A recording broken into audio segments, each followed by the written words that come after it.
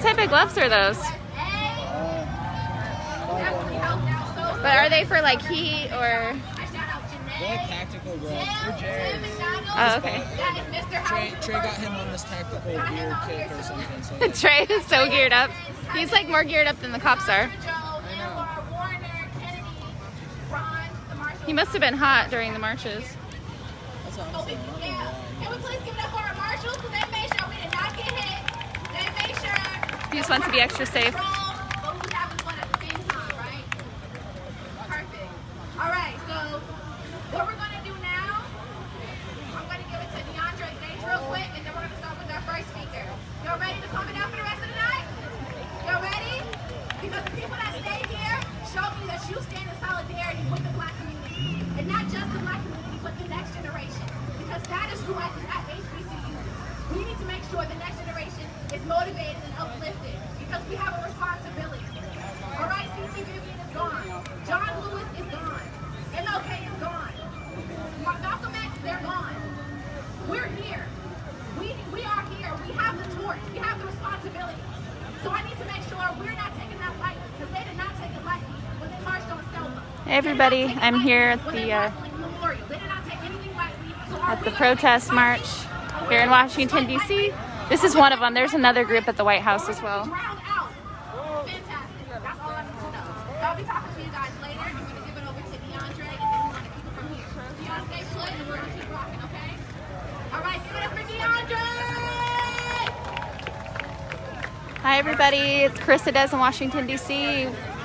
Thanks for joining me. Love to California. I'm going to get closer so I can hear what this guy's saying. I'm going to get closer so I can hear him.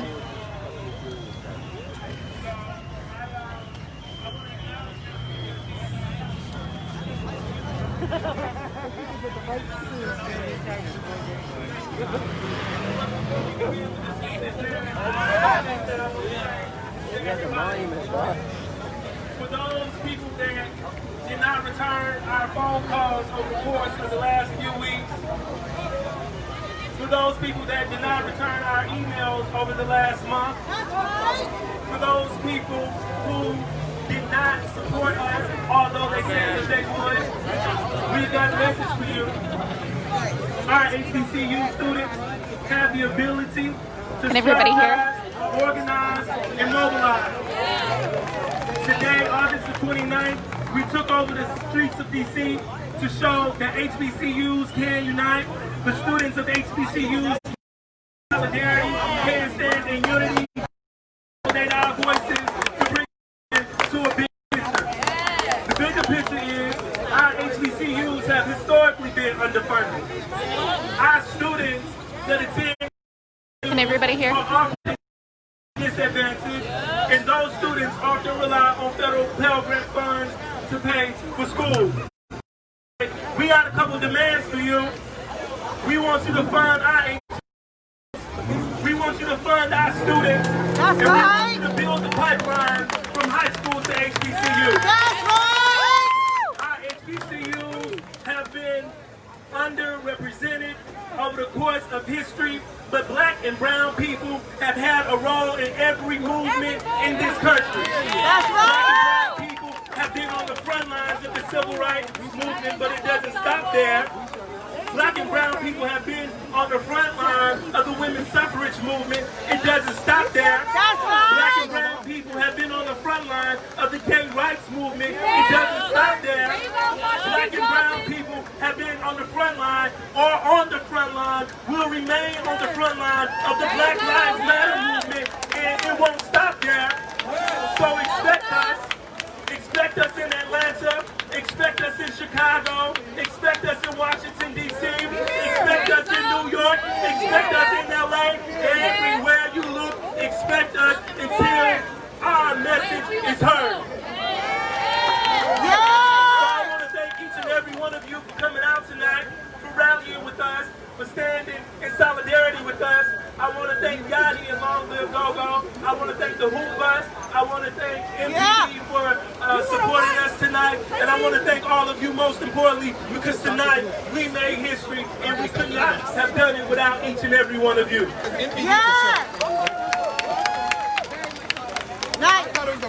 I caught the very end of their march. All right. So now we're gonna have our first speaker up. Can you all hear the speakers? I may have to plug in my microphone if not. Just give me a Y or an N. Please. All right. Is Aaliyah here? Aaliyah? All right. We have Aaliyah coming up. And we have Sky coming up. Aaliyah is representing Black Millennials for Flint. Black Millennials for Flint. Okay, thank you. Glad you can hear me. We're glad you can hear them. Not me. Concerned citizens of DC. And UDC. Where my UDC at? We gotta make sure we take account of all 108 HBCUs. UDC is one of them. One of the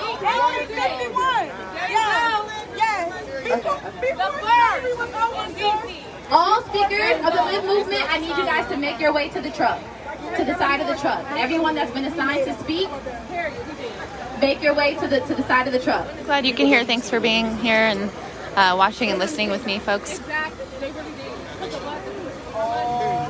Again, we're in Washington, D.C. They just did a March of the Generations, and now they will be speaking. We're going to start off with Sky. There's several different groups here. This is Sky. The person who's speaking, her name is Sky.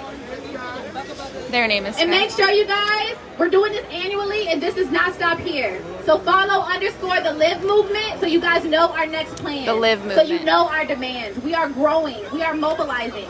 If you represent an HBCU or support the HBCU community and the advancement of Black education, we need to see you on our profile. We're on all platforms, especially Instagram. All right, y'all give it up for Sky. So right behind us is the National Museum of African American History and Culture. I don't believe you. Y'all sound weak. I said I love being black. I said I love being black. I love the color of my skin. I love the skin that I'm in. So good afternoon, y'all. My name is Sky Webster. I was born and raised. Well, I was raised here in Northeast DC. And I attend the illustrious University of the District of Columbia. Thank you. Make some more noise. I've had the distinct honor to previously serve as the Miss University of the District of Columbia for my college. Hey Sierra, hey Cheryl. And previously served on our Student Government Association. But now I work with concerned citizens to ensure that the Black and brown bodies, not just here in DC, but in our nation, get the justice and the rights that they deserve. I'm incredibly excited about the movement that we've seen arise in our country in the past 5 months. And yes, we've lost a lot of people to get here. But now more than ever, the Black voices have been amplified. It is our responsibility as representatives, not only of the nation's capital, not only of HBCUs, but people of color, to ensure that our HBCUs are uplifted the way they need to be uplifted. Preach it. And as I look around here, I'm so honored to be in y'all presence. Give yourselves a round of applause, please. We are the leaders. We are the epitome of Black excellence. We are. And we are the soon-to-be product of HBCUs. We are. I'm out here because we understand that we have the responsibility to ensure the best possible education and funding throughout our schools. And as we gather here today, we aren't asking for change. No. We are demanding it. Fair.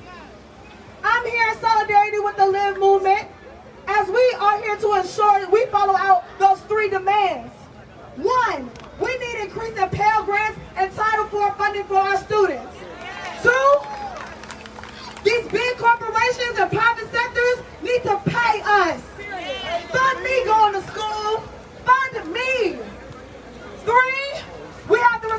need to ensure that Afro-American studies are introduced inside our school system.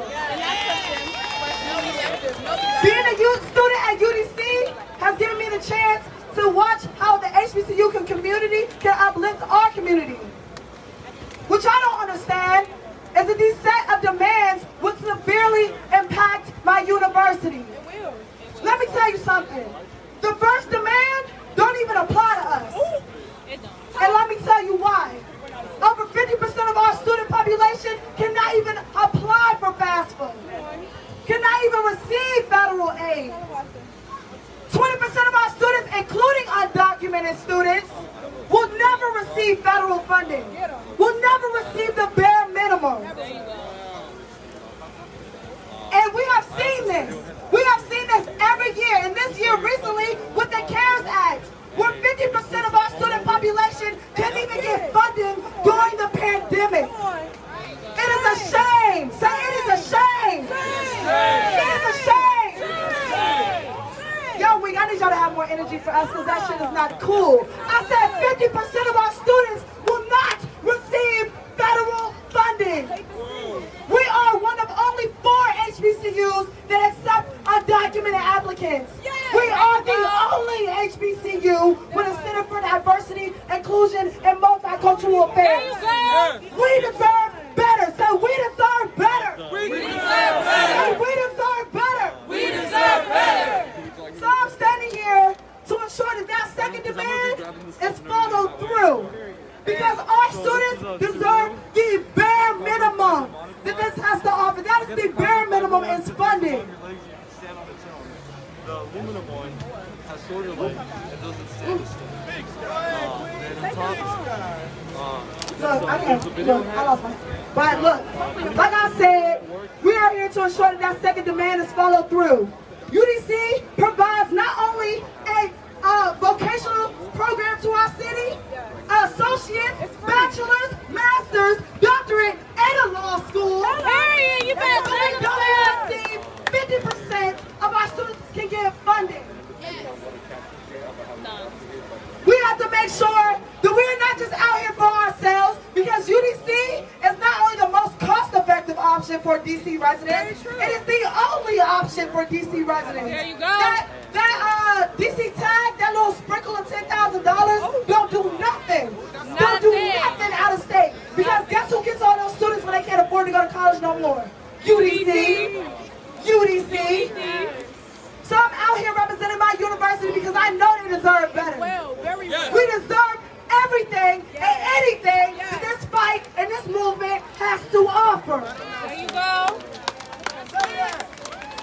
Thank y'all. Stand in solidarity with DC because we here all the time. Not sometimes, but all the time. Since 1851, we've been here all the time. All the time. Princess. I'm done, y'all. Peace and love. Y'all make some noise for Sky, man. Shout out UDC, man. Y'all do deserve equal opportunity. I'm telling you. And we do. Next, I got Fuel the People. My buddy Allegra from Fuel the People. They providing all the nice refreshments, etc., for y'all. And they always out here on the front line. So I appreciate Fuel the People. So this Allegra right here. Want to say a word or two to y'all. Hey y'all, how we doing tonight? Woo! We gotta do better than that. How we doing tonight? Alright, my name's Allegra. I'm a co-founder of an organization called Fuel the People. Our mission is to fuel protesters on the front lines while fueling money back into our local communities. We raise money to partner with local Black and POC-owned restaurants to feed protesters. We got started a little less than 3 months ago. We're based in New York and DC. We've since fed 20,000 protesters and given over $30,000 back to Black and POC-owned restaurants. So we're out here because we want to nourish you, because you're fighting for freedom and justice for us all, but we want to uplift our local communities. So I'm going to ask you a question, and I want you to repeat that question back to me. What is left of Chocolate City? What is left of Chocolate City? What is left of Chocolate City? What is left of Chocolate City? It is incredibly important to support, uplift, and celebrate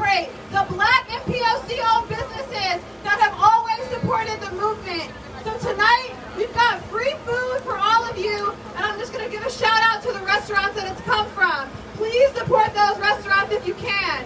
We've got chicken tikka balls from Rasa, which is an Indian restaurant in Navy Yard in Mount Vernon. Since the pandemic, they've donated over 40,000 meals to protesters, to students, to frontline workers. We've got pizza that was donated from Timber Pizza. Please support them. And now for our three black-owned restaurants. We've got beef stew and jollof rice and plantains from Bukum Cafe. That's a Nigerian restaurant in Adams Morgan. We've got half smokes from Ben's Chili Bowl. Ben's Chili Bowl met protesters at the original March on Washington 57 years ago today. Please support Ben's Chili Bowl. And lastly, we've got jerk chicken and curry chicken from Move and Groove, a Jamaican restaurant on Georgia Avenue. Please support these restaurants. Get some food. Much love. Thank you. Thank you, Allegra, beautiful people. We appreciate all of their hard work and effort. Definitely very resourceful. I got the chair of political science. Ebony frontline workers first. Where's Ebony at? All right, so these are my girls right here, y'all. Frontline Women DC. My buddy Ebony from Frontline Women DC. Please give him a warm welcome. And I love when the young ladies come up here and speak and give a message, man. I love when we got strong black women representing y'all on this stage. So Ebony from Frontline Women DC, here you go. Good afternoon, good night, evening, excuse me, everybody. Can I get a I love being black? I said I love being black. How's the feed? Is it looking good or is it blurry? So we're honored to be here Let me know. at the HBCU March here with Mochella and with the Live Movement. We are Frontline Women DC. We are a group of black women in the city who came together to give back to our community. Every single person in our group is a DC native, is a black DC native at that. We are a protesting aid organization, we are a mutual aid organization, and we are a community service-based organization. As black people and as black women in DC, it is our duty to give back. It is our duty to make sure the city has no choice but to hear us because they're trying to kick us out.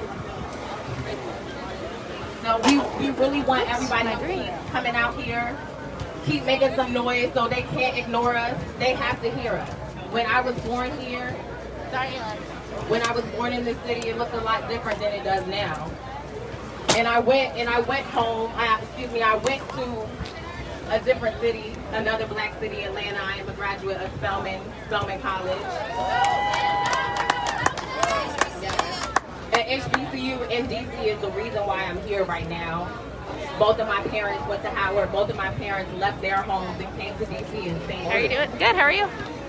So DC is a special place. It's an important place. I slept a ton today. I drank a ton of water, feeling good. So I'm asking of you, we're taking a plea to make sure that you're getting make sure that you're it's just a wireless hotspot. make sure that they have no choice and no excuse but to hear us and to answer our questions and our demands. Yeah, it is. Because as we walk down 14th Does it help Street, when there's a lot of signal blockers? Yeah, it didn't really help too much last night though. anymore.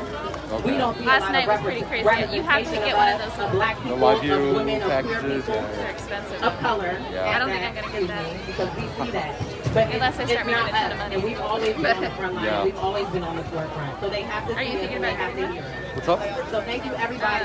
Follow us at Frontline Women DC. On Yeah, go Instagram, ahead. we're Frontline Women DC on all socials. We thank you and Were you able to stream? No, not at all. Thank you, Ebony. I was when I Frontline got a Women little bit DC, man. Y'all make sure y'all check them out. yeah, I couldn't. All right, so now you come up to speak to? Come on, I think we got impromptu.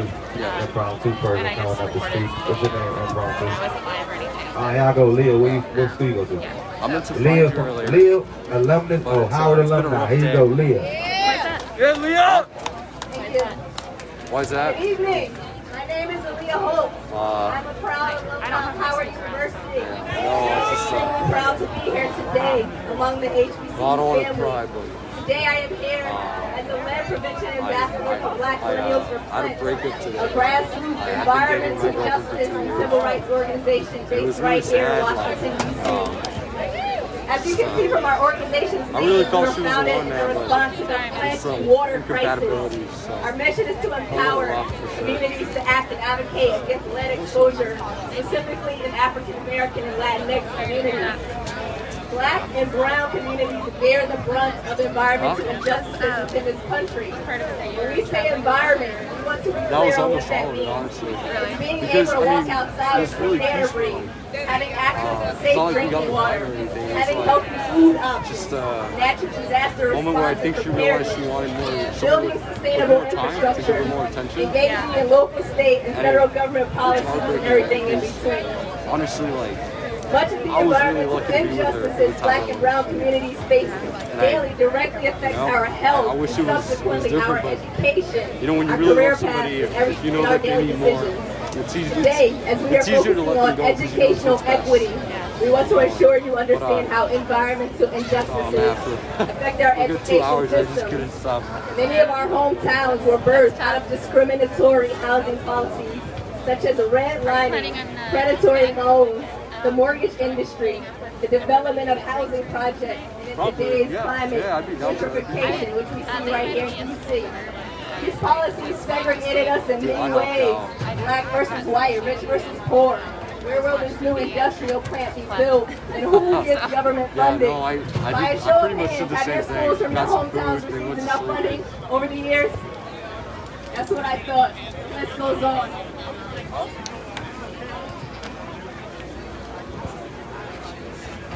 Our communities experience more respiratory illnesses, lead poisoning, and cancer as a result.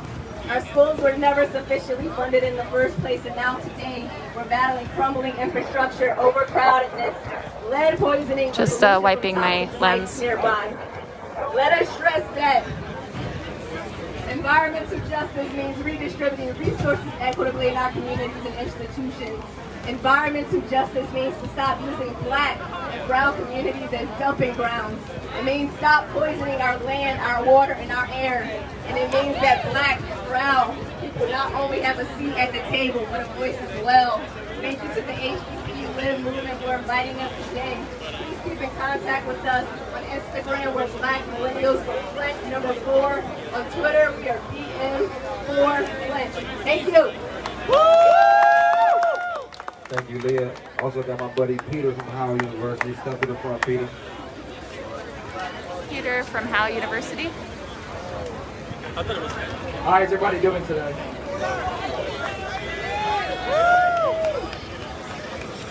All right, everybody. First of all, I'd like to give a big shout out to the brothers, the man of Omega South 5 Fraternity Incorporated for coming out today and being marshals for the movement. Appreciate it, y'all. Please give it up for the brothers. Come on. Appreciate y'all. My name is Peter Lubambella. I'm a senior political science major, sociology minor at Howard University. And I'm here today because I serve as the bossalist, aka president of Omega South 5 Fraternity Incorporated at Alpha Chapter. Omega South 5, baby. And I'm also lucky enough to serve as the founder president of 10 for 10. The reason why I'm here today is because as a black man, I'm tired. As a black man, I'm tired. I'm tired of being subjected to the lowest standard of living. As a black man, I'm tired of seeing my brothers and sisters being shot on national television. As an immigrant, I'm an immigrant. The immigrant sold a deferred dream. The immigrants sold a deferred dream. I'm a student of history, too familiar with our community's unheard cries for freedom. I'm a refugee. I was born in a refugee camp. My parents ran away to escape a civil war in Congo.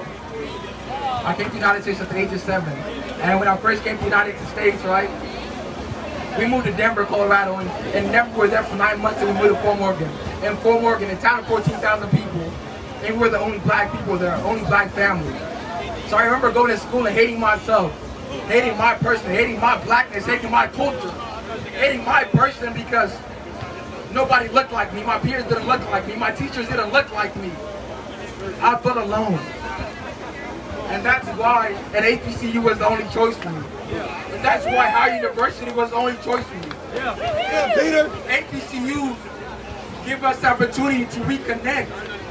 HBCUs give us the opportunity to reclaim the identities we were denied through a whitewashed curriculum and through a lack of African American courses in history. We need African American courses in our schools. I stand here today, a student at Howard University, and I want to give a big shout out to Howard because Howard University gave me Omega. Howard University gave me Omega Psi Phi Fraternity Incorporated Alpha Chapter. HBCU students and Omega men have always been at the forefront of change, not only for African Americans, but black people as a whole. Our fraternity is home to translators like Doug Waller, the first African American elected governor of the United States. Our fraternity is home to historians like Carter G. Woodson, the founder of Black History Month. Our fraternity is home to politicians and civil rights giants like Jesse Jackson, a black man that ran for president in 1984 and then again in 1988. HBCUs matter, and it's important that we fund them. If you believe in black education, if you believe in black youth, if you believe in the power of black people, support HBCUs. It was no Omega men, Bayard Rustin, that organized behind closed doors about the March on Washington. He saw the March on Washington yesterday. It was an Omega man that organized that, and I mentioned Martin Luther King. Omega history is African American history. So why fund HBCUs? Fund HBCUs because black love matters. Fund HBCUs because black lives matter. Fund HBCUs because the black resistance matters. Fund HBCUs because black hope matters. Fund HBCUs because black freedom, black love, black people, black students, black education matters. Thank you very much. I love you guys. Thanks, Peter. Peter, my boy from Howard, man. Shout out to Q-Dog one more time. I got the political science chair from Howard. Hold on, y'all. I got the political science chair from Howard right here. My guy, Dr. Riley Perry, man. Go ahead and give him a warm welcome. Performer. No justice, no peace. No races, no justice, no races, no Trump, no KKK, no fascist USA. No Trump, no KKK, no fascist USA. No Trump, no KKK, no fascist USA. No Trump, no KKK, no fascist USA. We cannot say that louder. This president right now is endorsed by the KKK. Every black person, every black ally has to motivate ourselves to not only do what we're doing now, and keep doing it. Long live Go-Go, long live the Live Movement, long live Mochella, long live DC. We are DC. We are DC. We are DC. We are DC. We are DC. We are DC. My name is Ravi. I am running for at-large DC State Board of Education. And I am on the ballot for November 3rd. But I hope you vote earlier, because I hope you vote when it's mailed to your address. Because you've already registered. I know that, right? Because you've already registered. I know that, right? Because you've already registered, right? And if you haven't, register today. Trump, have y'all ever lived in a society where you saw mailboxes with locks on them? Mailboxes being picked up from our neighborhoods. Polling stations deliberately closed where black and brown people live.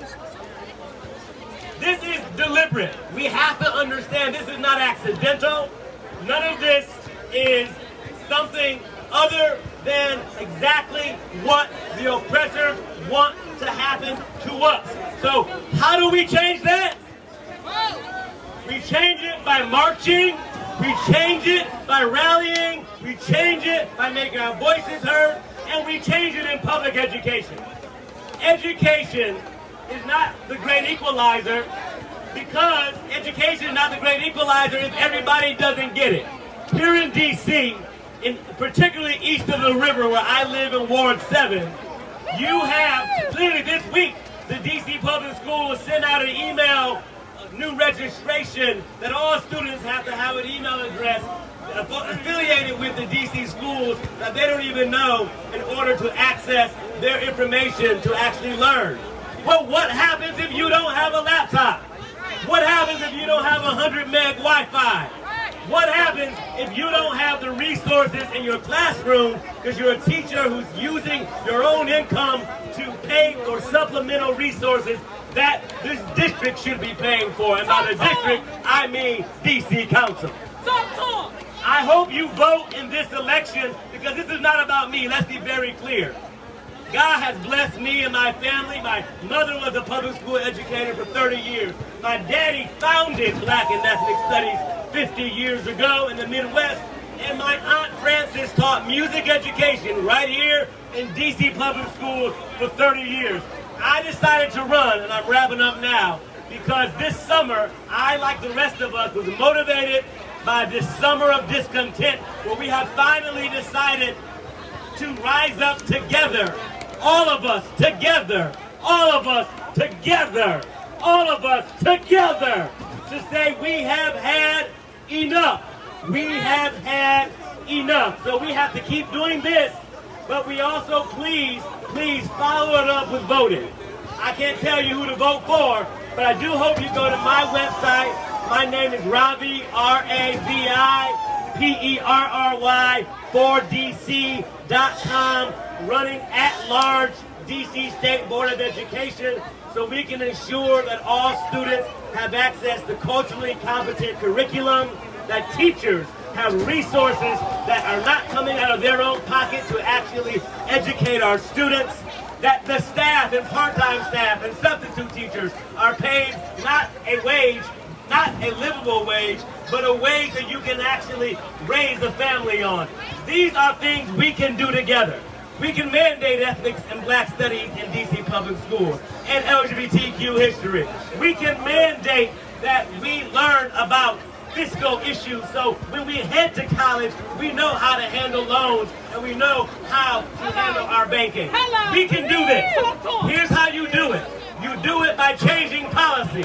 You change policy by sending people to various government bodies like the DC Board of Education to change it. Otherwise, we will be doing this for the rest of our lives. And I don't know about you, but I want kids one day.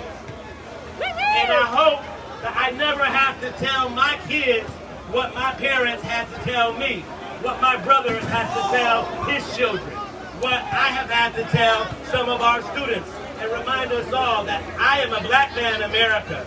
I'm a gay man in America. And shout out to the distinguished gentlemen of Kappa Alpha Psi Fraternity Incorporated, the best fraternity in the world, and cannot thank Miss Kelsey enough for welcoming me here. God bless you. Please go to my website, RaviPerry4DC.com, and if you're a DC registered voter, I would love your help. If not, sign up, volunteer. Let's go. We are DC. We are DC. Ravi Perry, ladies and gentlemen, I love hearing that man speak. Give him a hand. Give Dr. Ravi Perry a hand. But he is right, man. We need more equitable opportunities for these young Black kids in school, man. My daughter go to school here in DC. I got an 8-year-old myself, so I definitely understand what he's talking about. I'm definitely supporting Ravi Perry. And if y'all never been to Mochella, we look at ourselves as the intersection of politics and culture. As you can see with the T.O.B. band behind me, it's been our mission to make go-go national again, potentially international as it once was. Chuck Brown's birthday just passed. Rest in peace, Chuck Brown. Rest in peace, my homie Tony Reyes, and rest in peace, Polo, man. And rest in peace, Kobe, because if y'all ain't know, he put up a big donation to get this museum. If y'all wasn't here, so R.P. Black Mamba, too. We're going to get T.O.B. back on the stage. Come on up here, boys.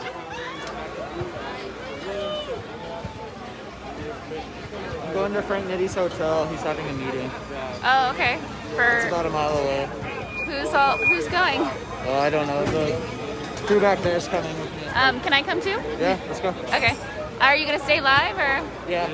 Hey, do you want to come to Frank Nitty's hotel? Look at that moon. Okay, I guess we're going to Frank Nitty's hotel.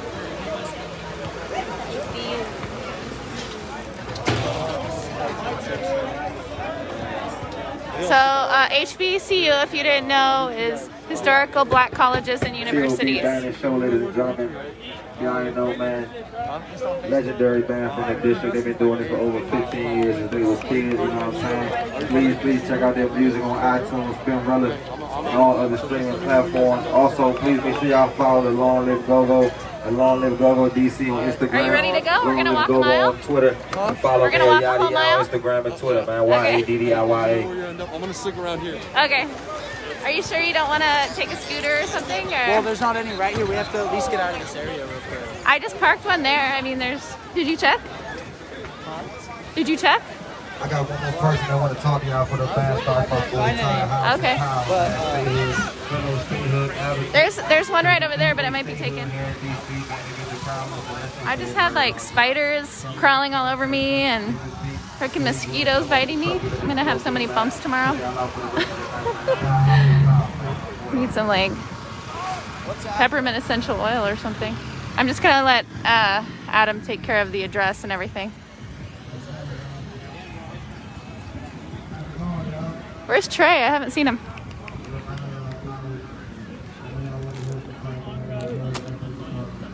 Some snacks here. Ooh, I might get some apples. Some apple slices.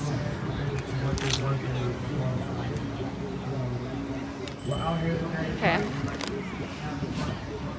Dinner. Okay, I'm just gonna set this here for a sec. Actually. Got the stream team here. We protect each other's streams. AKA potty breaks.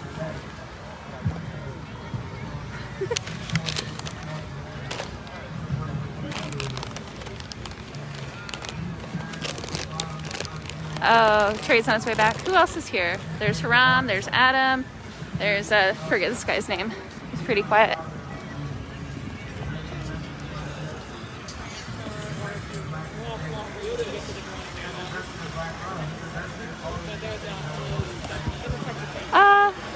I may skip a day of donuts. If I see some, I'll get some.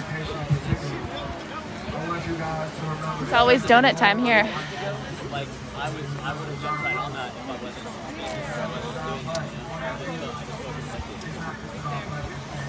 Let's go, let's go. We're gonna go. Okay, you have the directions? Oh, Rosa, that's who else is in. Militant Mom. Yeah, I got Adam his hat already. I don't know if he even uses it anymore because it got pretty spicy. What was your name again? Jared. Jared, okay.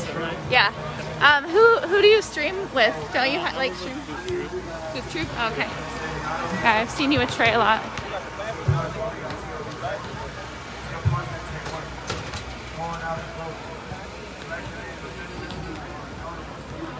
Oh yeah, Adam, you got your stuff back, right? From the plane? Yeah, you got it. Ah. I'm like killing mosquitoes left and right. Are you getting attacked by mosquitoes too? All day. Okay, it's not just me. This way, Jared? Yeah, straight down to take her around New York Ave. Yeah, so we can't get any like Ubers or anything because all these cops. I tried to get an Uber to the event yesterday and I ended up paying like $20 to move 3 blocks. Damn. Well, I just got a Lime Pass, so yeah, I get like, I don't know how it works, but it was $16 and I think I get free rides for 30 minutes at a time. Are you guys having issues with Facebook? Not really. My Facebook has crashed twice and I've had to reinstall it twice now. Dang. Did you restart your phone? Yeah. I was reinstalled Messenger this morning. Yeah, Messenger does it too. No, it's not a new camera. I'm just using my mobile hotspot, so yeah, my service is a little bit better than it used to be.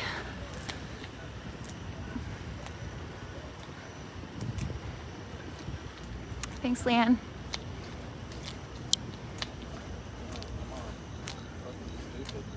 Glistening.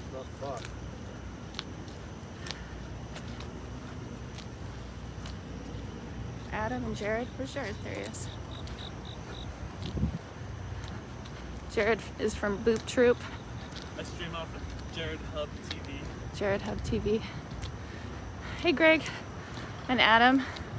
He's you're not like technically with Boop Troop, right? No. He's independent, like me. Costello TV. What do I have on my toe? Yeah, he's the stream team. I'm Ninja Team. But I think you guys know me better as the donut person.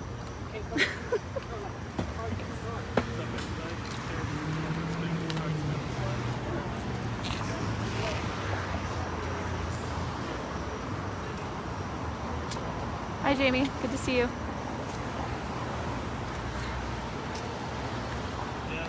So it's still a mile from here?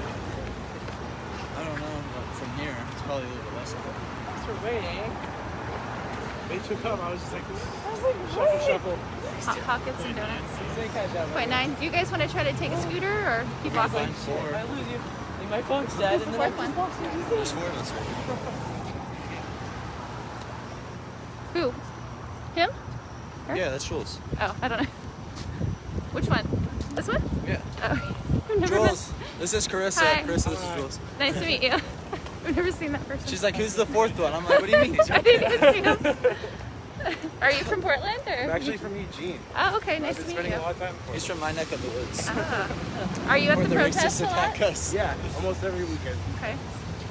Good to finally meet you. Yeah, when I first met you, I thought you were from Portland. You seemed like you had been there for a minute, but No. I was actually wondering if you were a Boogaloo boy because of your shirt. Oh, if you're a Boogaloo. My mask. Jules of the yeah. It's like, where's your assault rifle, bro? Where's your Bitcoin flag? That's so funny. They fly Bitcoin flags. Yeah, the one was like wearing a Hawaiian shirt and had a Bitcoin flag, and I was like, "Can you tell me a little bit about what you're doing?" And I love he said, cryptocurrency. "Yeah, they love cryptocurrency, and they think the money should be in the people's hands and shouldn't go through the government." I've heard good and bad things about the Boogaloo Boys. Most people I talk to say that they're all about, like, what is it? I know, dude, like, I don't want to get it wrong. why is he? But a lot of people say that they're peaceful, that doesn't make sense. and they want to protect freedom from freedom from government, and also, I don't know, just freedom in general, I think. Yeah, that's what his I don't really know. You guys look it up.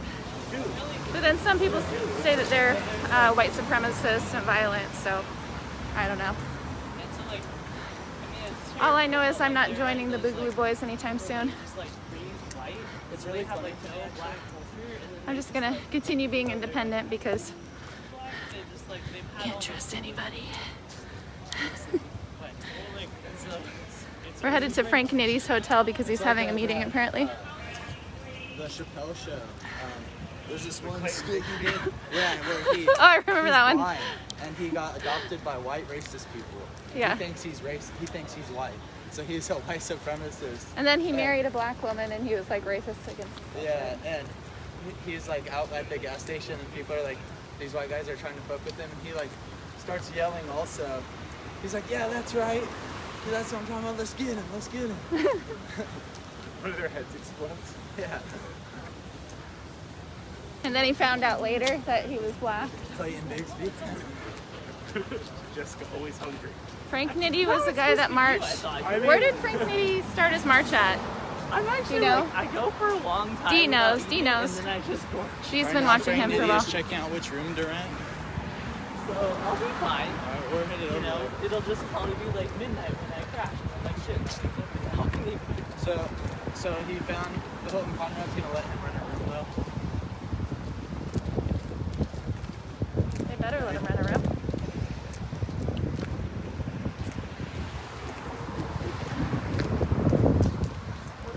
Milwaukee, Wisconsin. Okay. He's gotten stopped. His group is, he and the family, the people that walk with him. One of his friends was shot in the face. They were shot at, and like Adam said, one of them were shot in the face. And they've gotten a lot of, They went pretty hard. they've gotten a lot of racism along the way. It's early there. 6 o'clock. Yeah, they lit the PPA on fire again last night. They Like- apparently cut all the wires for electricity inside the building. Wow, apparently in in Portland, they cut the wires to the PPA and started a fire in there. I wonder if it was bigger than the last fire because... They took a mattress and lit the front door on fire. Where did they get these mattresses from? Like they just keep appearing. Yeah, we don't talk about that. Yeah. Portland loves fires, and they can always find a mattress. So if you're in need of a mattress, I'm sure you can easily find one in Portland. Or if you need any help starting like a bonfire or anything, Portland's got ya.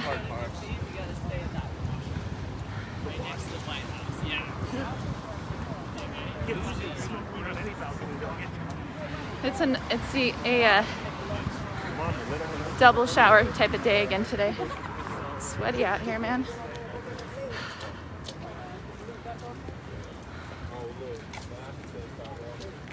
I wonder if the hotel will let me use the restroom.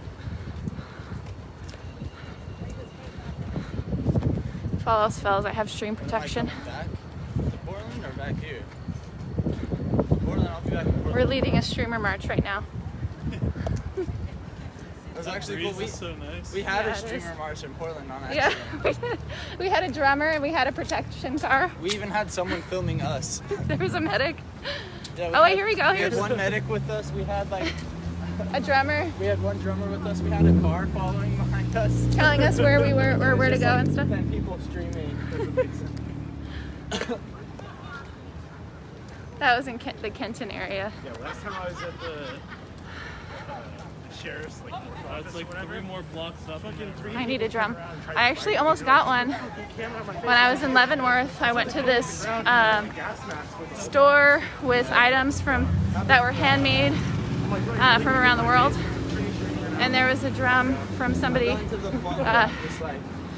They made it in Africa, in a small village. And they had like a pretty small one that I could just tie around my neck. But when I'm filming, you know, I think for me it's like you're either protesting or you're filming. So yeah, my job is to film.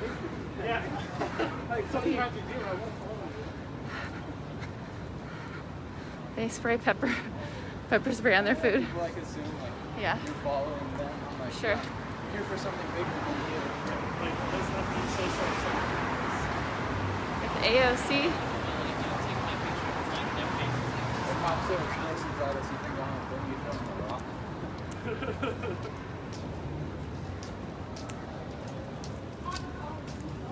They stopped Trey at the airport. They were swabbing his vest. They're like, "Are you aware that?" They say, "Are you aware that your vest has explosive matter all over it?" Like, yeah, that makes sense. I can show you Oh, the from photo. the Yeah, they swabbed it at the airport. And they could. What? Wash it? No. I don't wash my. I only wash my vest if I get maced or if I like sweat. I'll wash it when I get home because I sweat a lot. It makes you dangerous. I never wash mine. I didn't even wash the gas. So what did they tell him? I wash my gas mask like once a week. No, my gas. So what did they tell Trey about his? He just told them what he was doing, or they left him alone? Yeah, you just laugh. Did they let him through? Or did they have to confiscate the vest or something? Yeah, that's how it was for me watching Okay, it that's live. true. It's like nighttime and everyone's live. You know, just sitting there. I think we just here. All right, so Nitty got the room. It was very freeing. Someone confirm Frank Nitty the room. I can't see your. I can't see your comments very well. It's not this street, but the next street. Yeah, next street, take a right, and then it's at the end of that street. That scared me at first. That guy's shirt. But Yeah, the rest it's straight. I was like, oh fuck. This is not another.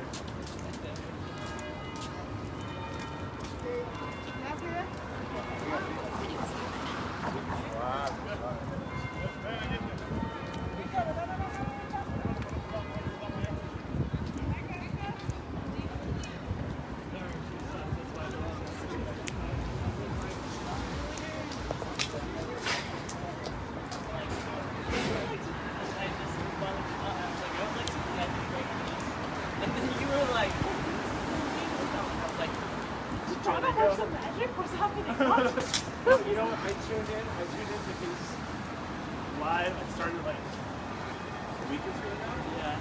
But other people that were like driving with him, his streamers, I didn't eat.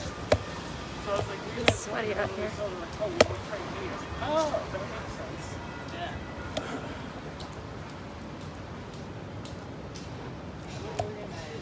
Dre tried to bring an open container on the flight.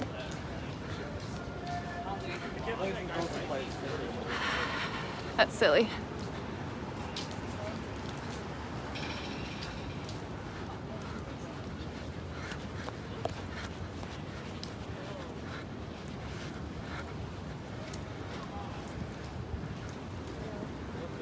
Just go. That wind. The wind is nice.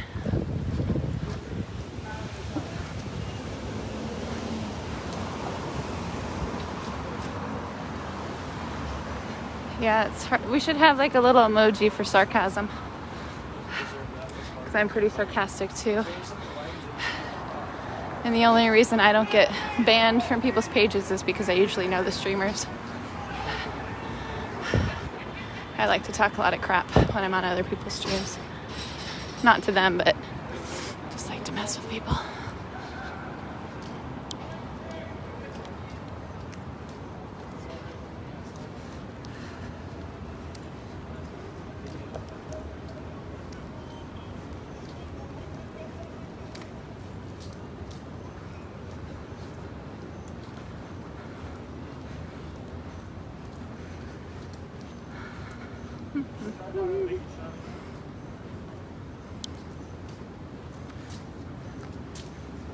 A couple of people that were marching with Frank Nitty.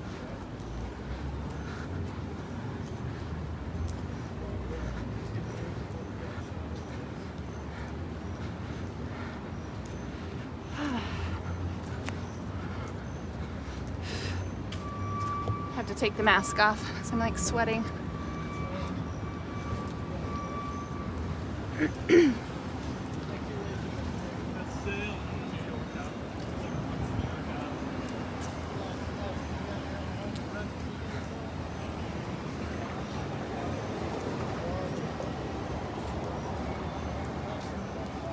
It's a pretty area.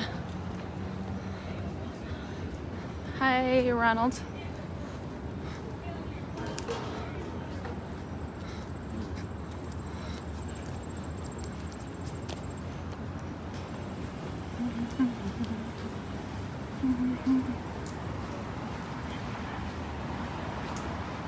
I think that's a McDonald's Trump got all that food from for that football team or whatever. Maybe. Did you see that picture? He I hosted did, yes. it's just a shitload of McDonald's. Yeah, I'd be like, Oh yeah, we need to get back up to the main street over here. Come on, J baby. like, I want some steak. This is eating, sir. We almost there. Are we there yet, Jared?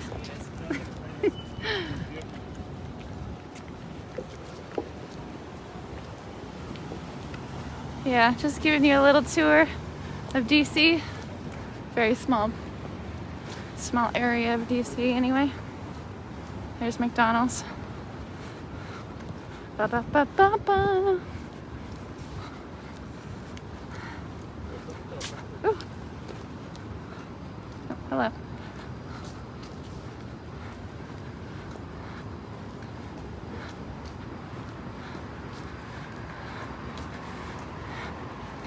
Thank you for sticking with us as we walk to our destination.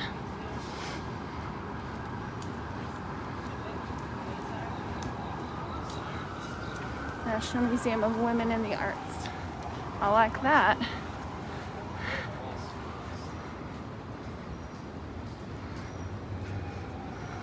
Carlos, are you trying to get a lot of police going that way? Are you trying to get my face to put it on the Antifa website?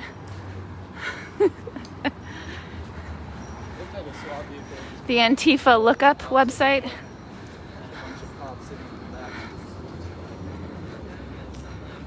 also a couple, right? Yes, walking to see Frank Nitty.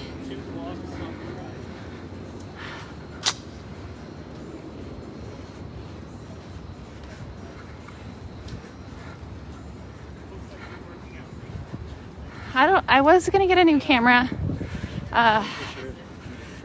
I looked at an Osmo because I thought it would give me a better picture, but I think Facebook only lets you get like certain quality of picture, so I don't think it would help me aside from just like filming and not going live.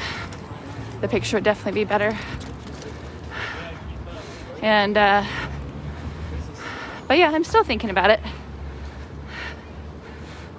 I just bought a new microphone with my donations, and I need to figure out how to use it. But it's like one of those boom mics. And I just bought a new tripod for the bottom of my extender. So I bought a couple new pieces of equipment lately. And I am now paying for a monthly wireless hotspot to give me a better picture as well. And to keep me connected. It's like $65 a month. It's not too bad for 100 gigs. I think there was a crash right here or something. I'm on my way to him.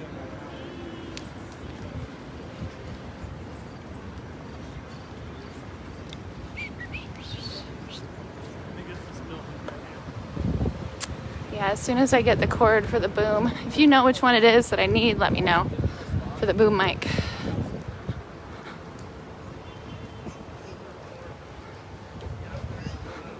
I do want to have a area in my house for a recording space.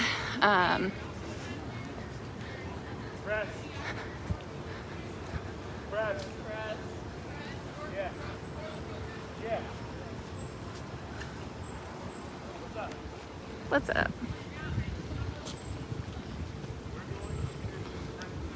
How'd you know we were from Portland?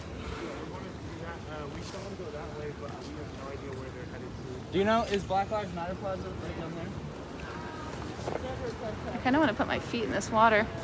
There's the HBCU, March of Generations, right down the block. So I wear my sandals today.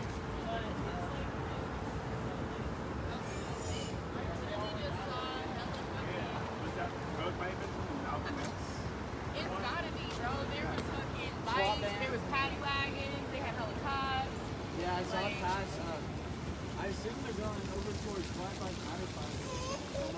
We're gonna go to Mission Frank. Alright, I know earlier there was a bunch of people on the White House.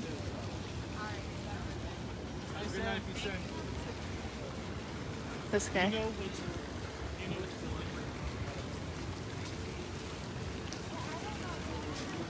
Okay, I'm gonna go put my feet in the water really quick. It's pretty hot out here.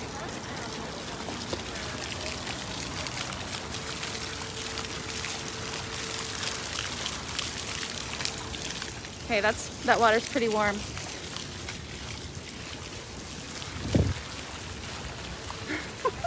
That security guard is giving us the evil eye.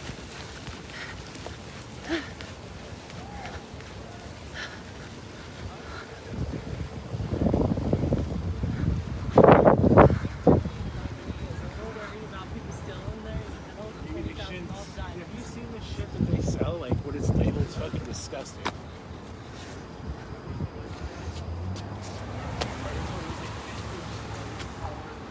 You not only need to put, you also. You think I have nice feet? I thought they looked like Bigfoot's feet.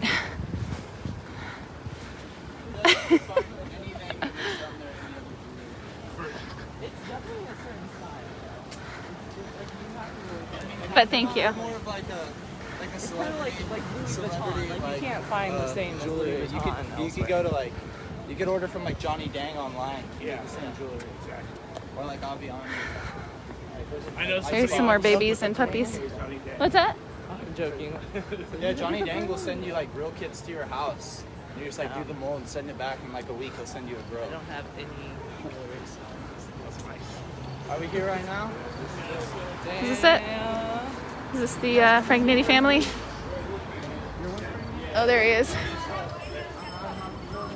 Maybe they'll let me use this bathroom, maybe not.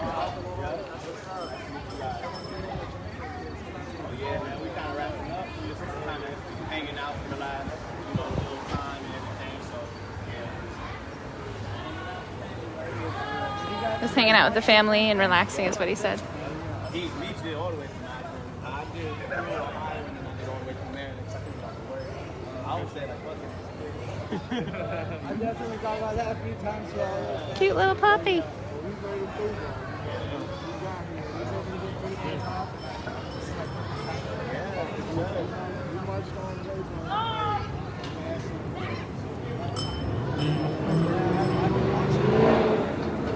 Probably like 25 days now. Oh, yeah.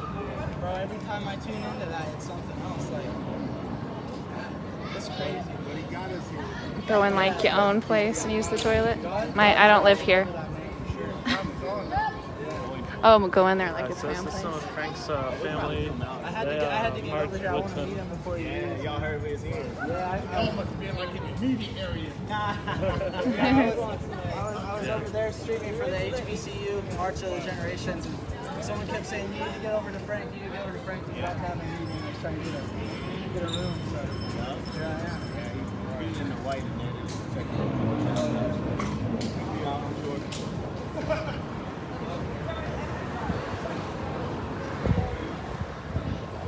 Oh yeah, this looks super hateful. Everett. Yeah, totally. Got a room on a nice ass hotel though. Oh yeah. You walk all that way. Had a nice little hotel.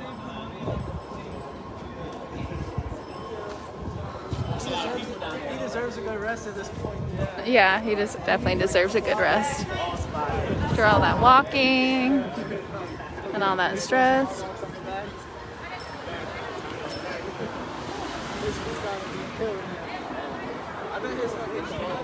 Frank Nitty shirt.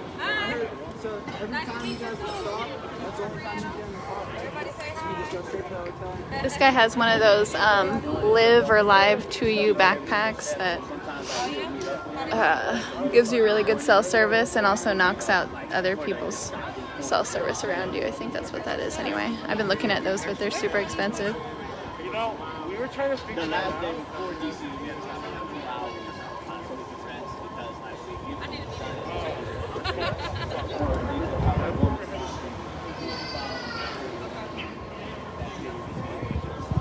Yeah, these people, whoever said Everett, have not been hateful. They've been marching, and Frank gave a speech yesterday. Nothing hateful or violent from these folks here, this group, Frank and the family. Although they have been victims of violence along the way. Yeah, I don't know if I want to put the camera in his face, but I thought there was going to be like a big meeting with like I thought he was going to be speaking over here, but I think it's just, they're just hanging out and relaxing at the end of the day. I think I actually got a sunburn from yesterday. Which never happens.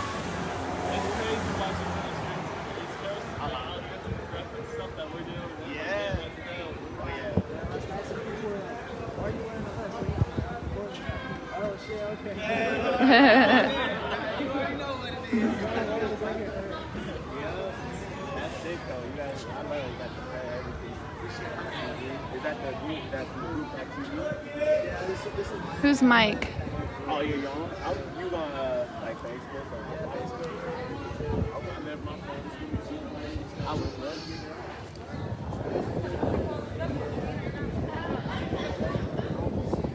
Oh, I'm sorry.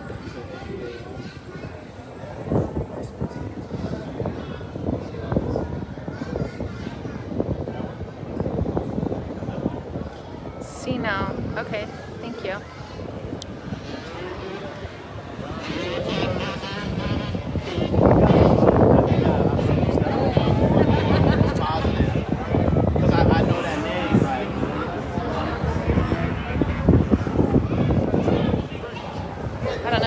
camera in his face.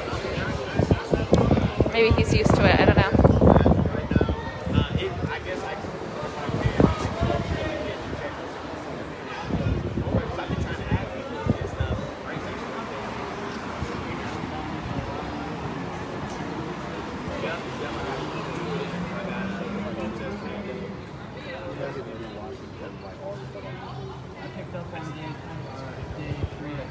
Okay, yeah, day 3 of the March or day 3 of the March one? Day 3 of your March. Gonna let Adam do the talking. Oh, before what? Yeah, before you start. Oh, yeah, so it's something like that. Snap on the yeah, you know the reals.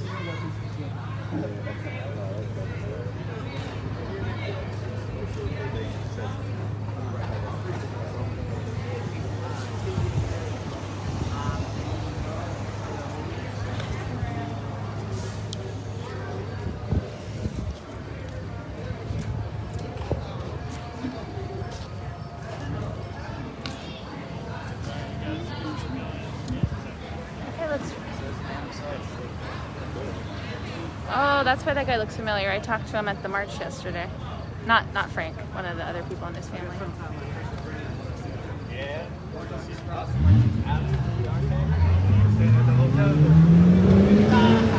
I was kind of keeping up with Frank, but to be honest, to be completely honest, when I'm not filming, when I myself am not filming, I, don't watch a whole lot of other live streams. But I would check in every once in a while and watch and see where they were. Just gonna take a seat right here.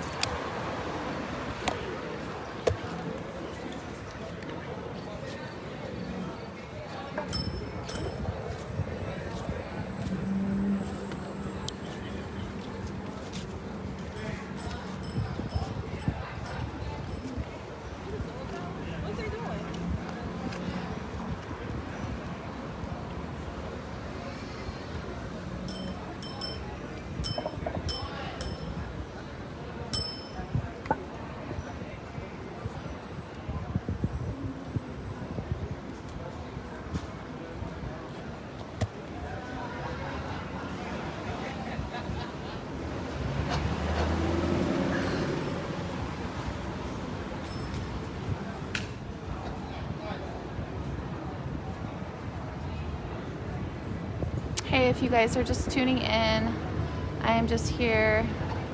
Ooh, we're meeting Frank Nitty. I just missed so many comments.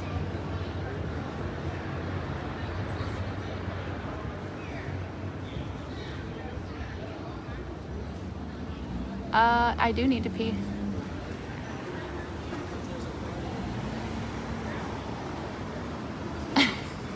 You banned Carlos for that? I wonder what else he said.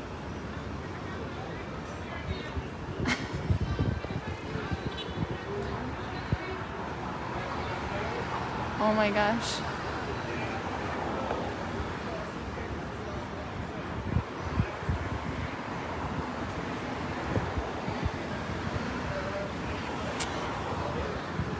I don't know. I don't really feel comfortable questioning him because I haven't been keeping up with him as much as other people have. Yeah, I don't know. I'll let Adam do the questioning.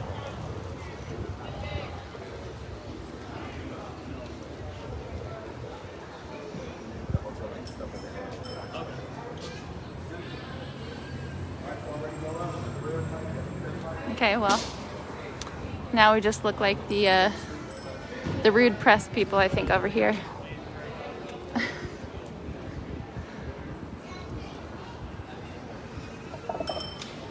What's the question? Hang on.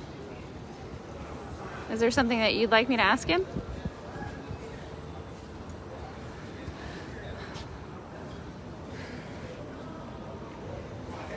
If we can connect via crew, he can call in for support. Okay. Yeah, I listened to him speak yesterday. It was good. They only gave him 2 minutes to speak.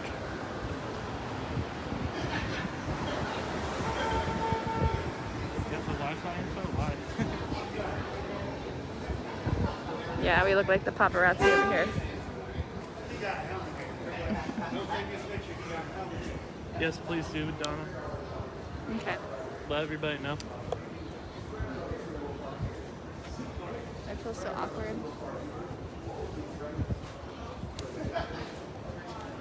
Woo. This is really cool, Shawnee, and we had some people doing some info to get us here. Yeah, they could have at least given him 5 minutes.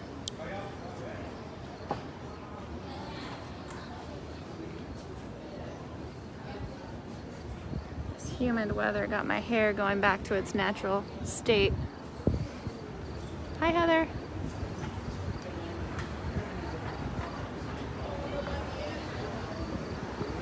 I don't like being paparazzi.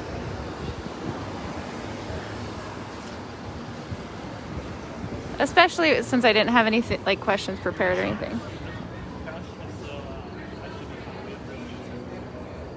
Some people like the attention of paparazzi, but he seems like he just wants to chill.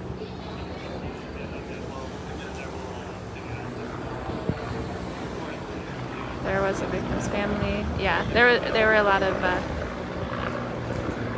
Trayvon's mom was there. Maud Aubrey's family was there.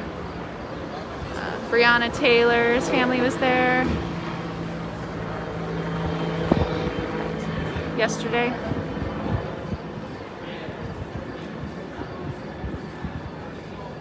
MLK Jr.'s family was there. Yeah, it was awesome.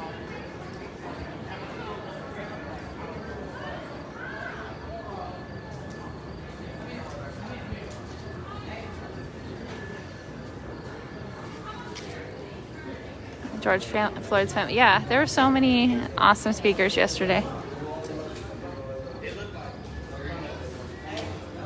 Can you ask him if he's going to make a documentary about his march? Okay. I don't know. I kind of am feeling the vibe, and I don't really want to bug him right now, to be honest with you.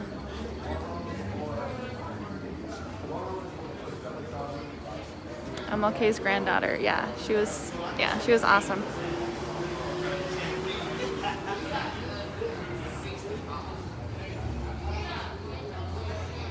He is making a documentary. I figured as much. I would if I were him.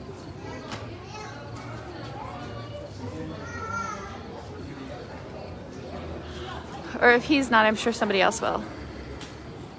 A documentary team is with him. Yeah, I think this guy is part of his documentary team. I mean, he has to be, right?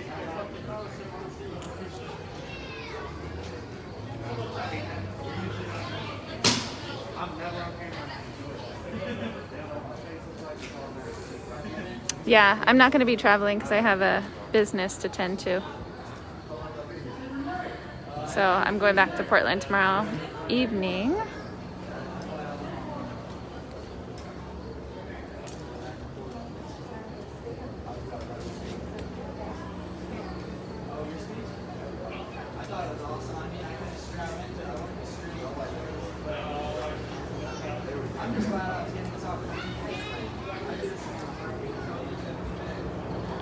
He's asking what we thought about the speeches.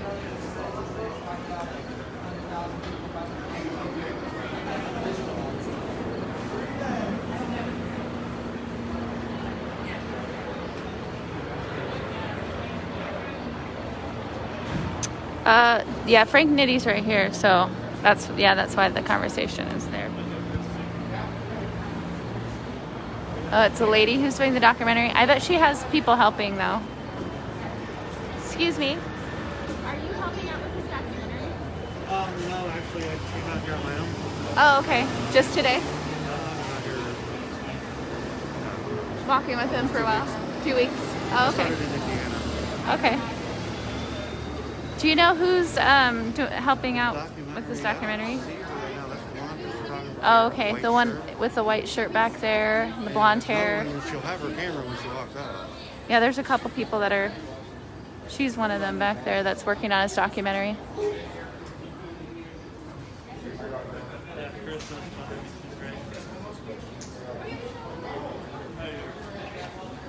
Hi. Oops.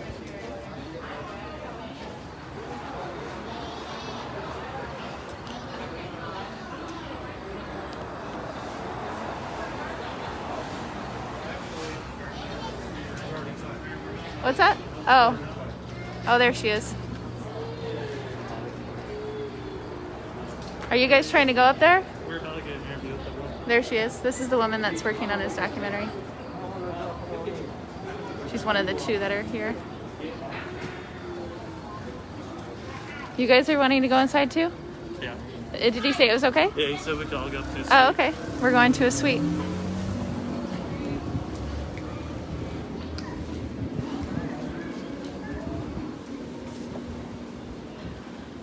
I don't know who she is, but I'll talk with her. I don't want to use this bathroom. I'll hold it.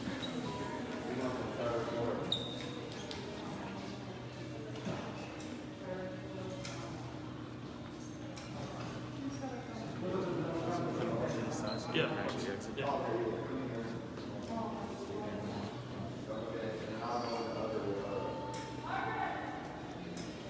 Well, you can go with us. If he says it's okay if we're filming. Did he say it was okay if we filmed too? He just said don't film it. Oh, okay. Private property doesn't have to they can tell you to turn off the camera. Oh, okay. So they just asked that we don't. Oh, the hotel did? Or, oh, okay, cool.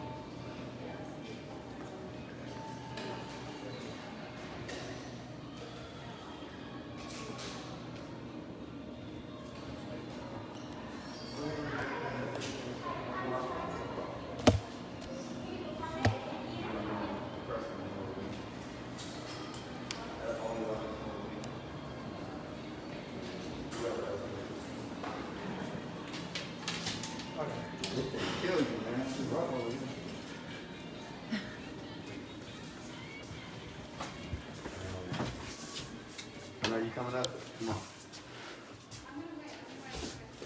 Bravo, you're wrong with me. Come on. Just, yeah.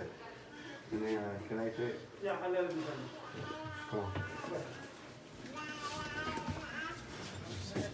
Maybe not. That thing close. It's Jared. Like a can of sardines. No, yeah, Christy, we're on our way there. Where's your job?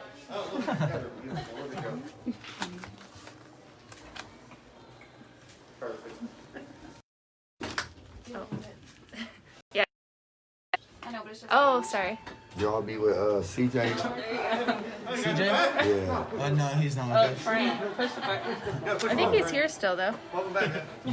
He went to Kenosha. So Oh, he did? I thought he was flying to DC though. No, him and Andrew went back to Kenosha. Oh, okay. I don't be listening to what people say, so y'all need to stop spreading rumors. No, yeah, people were telling me before I even got over here. What's CJ? If you're with the snitch, don't, Yeah. you know a lot over there. I'm like, I'm not with CJ, I just know him. Yeah, we all kind of know each other. No, he said, dude, we don't do anything illegal. So. Exactly, I've been watching you, yeah. Snitch on us. Where we go?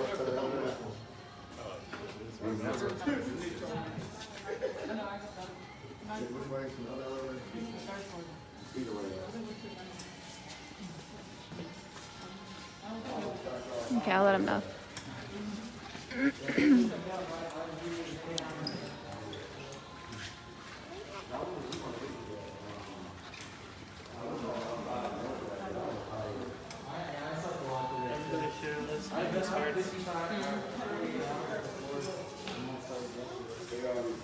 Y'all already did y'all job. Y'all told me not to bring CJ. He knows before he came. But CJ probably, I don't know, a lot of people make. Yeah, I never know what to believe because people spread a lot of rumors. They say a lot of stuff about People me. thought I was a cop because I like donuts, so. I gotta come out to Portland, but I just don't know what's going on out there, dude. It just looks so crazy out there. Like, It is. It's wild, I honestly. see a lot of white But- people. I see a lot of press. I see no organization, and I see like, You're needed, man. what the hell are they doing? I mean, what You're are they needed over asking there. for? There's no demands. There's like, I don't try to be disrespectful, try to leave it alone. It's like, dude, There are a list of demands though, but not a lot of people know, you know, what it, and I think there's a couple different groups. I just see a bunch of like extremely nice face cam like this. Switch over to direct action. Yeah, so they're like doing direct action on police stations and stuff. Yeah.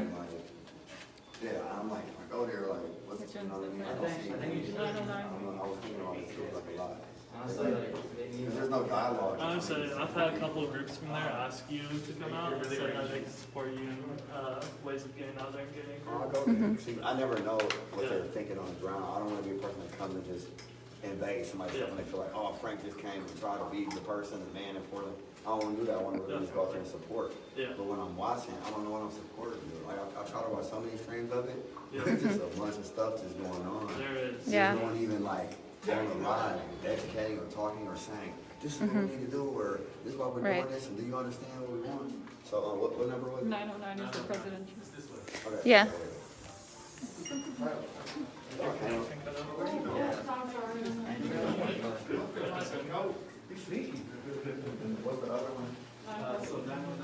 I don't know if they want their room number on live, right? I'm not on live right now.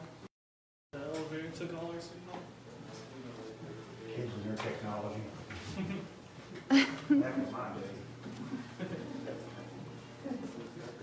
Focus. It might have been because I was on the elevator. Not sure. I'm surprised my live didn't go down. Please share this, everybody, and let people know that we're with Frank Nitty if they want to see what he has to say.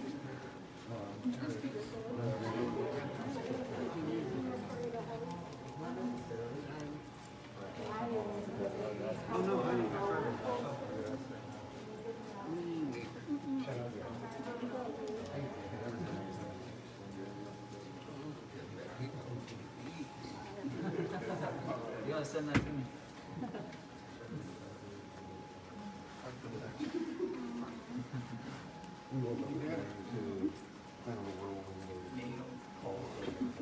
I would have grabbed people some beer if I would have known we were coming.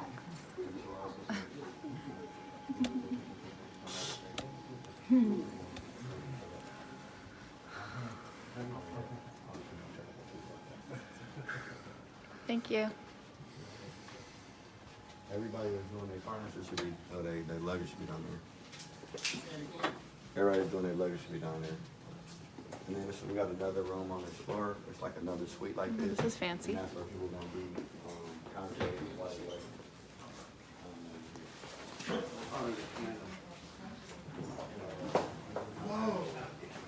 You say there's a piano? I've never stayed in a room this fancy before. Dang.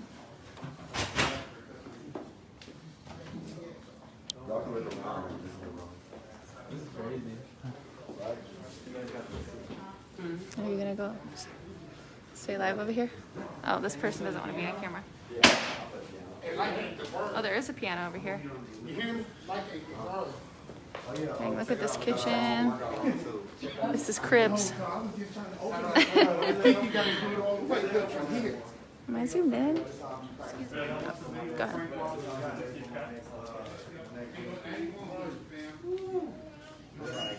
Wow. No,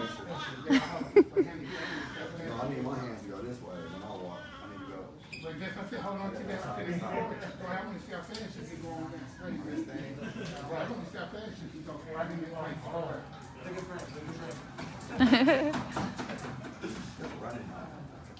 What is that? Actually running. And you still ready to walk? I bet you can't do 700. Got a quick workout in. Yeah. Let's start tomorrow.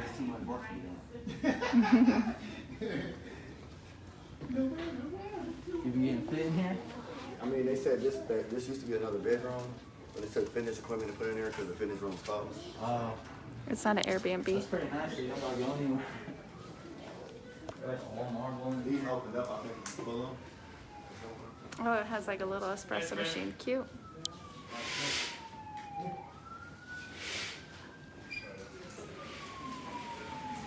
Yeah, that's what I was thinking. Probably doesn't need a workout.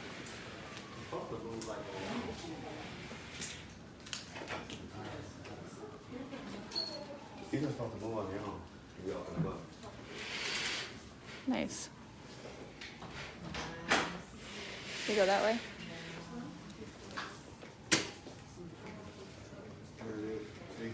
Oh, that's what I said. That's nice. Wow, fancy.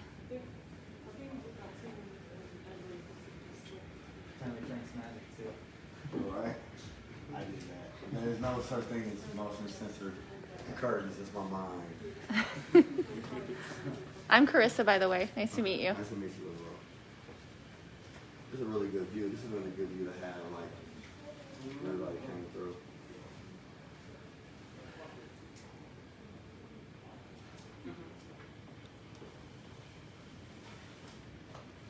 What do you think, Renee? You like it? I love it. Like it's not the word. Frank, if I had this, this whole. And I wish.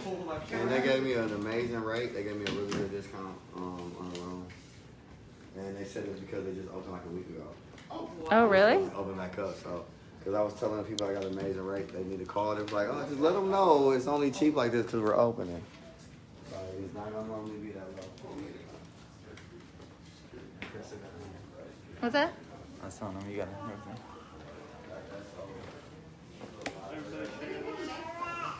Excuse me. I can't get too close in the world. I'm going to be roller coaster. Yeah, they just opened the hotel, so they got a good rate on it.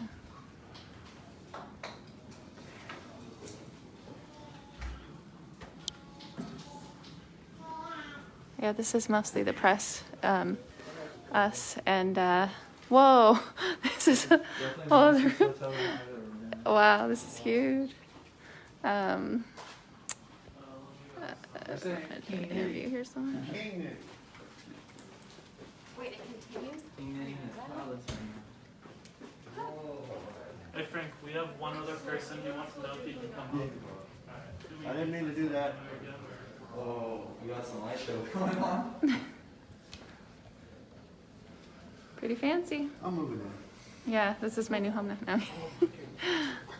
Walk-in. Walk-in closet. Hi, Dill. Yes. Come on, get up. Stay the hell out of me. How can you do it? Minding my business, what you doing? You see the other bathroom? What you doing? Hell yeah, right around the corner.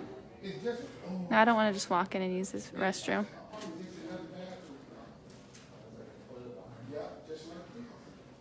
Just found out. Sorry, I'm just reading stuff. Hello. Man, me neither. I see the pictures online. I see a kid. I'm like a kid in the candy store in this motherfucker. Oh my goodness, yes. I like the fruit. The fruit is awesome. I know, that's what I was saying. It's like Cribs, Frank Nitty's hotel. Don't be punched in the stomach. Johnson. We're trying to have you for DC. He says, don't get punched in the stomach. Don't get punched in the stomach. This guy's been with him for a couple weeks. This guy right here. His press who has been marching with him. Mr. Personal shit. That's in case you really gotta go. They have 3 bathrooms. Motherfucking shit for days. Everybody needs to pack their stuff up, you know, in the parking structure. And then if you can't, you know what I mean, drive right quicker, whatever. But it might be rough on sleeping, but it's still luxurious on the mind and the brain. And I'd rather sleep on the floor than have a double clean suite. You know what I mean? I'll sleep right there. Yeah, I'll sleep right there. You tell me, like, okay, so for example, like, say I had this room and then I had a double queen suite. Would you want to go to your room to go to sleep, or would you rather sleep on the floor right there? I mean, I'll sleep on the floor right there. I'd be like, well, I'll sleep right here on the floor, but I ain't going to go. So I figured that people wouldn't mind having like, so we got 2 of them because of COVID restrictions. So we got 2 of them, whatever. So just, you know, so whatever. So you want to see the other one, Renee? And then we'll go get everybody in there. We'll get everybody. Anybody got a portable charger? I do on my back. Oh, if you don't. I actually should plug in before.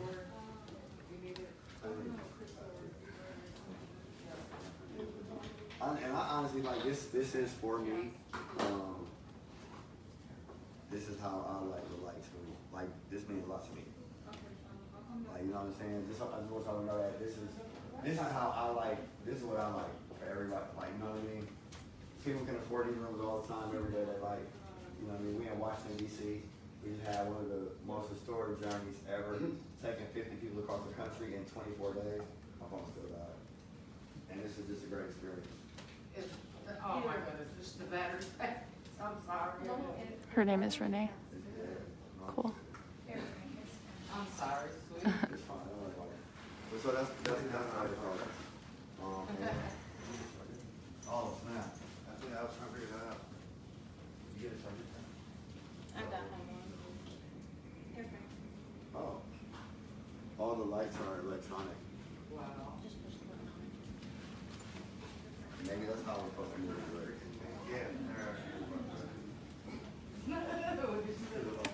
I'm not sure where she's at tonight. Oh.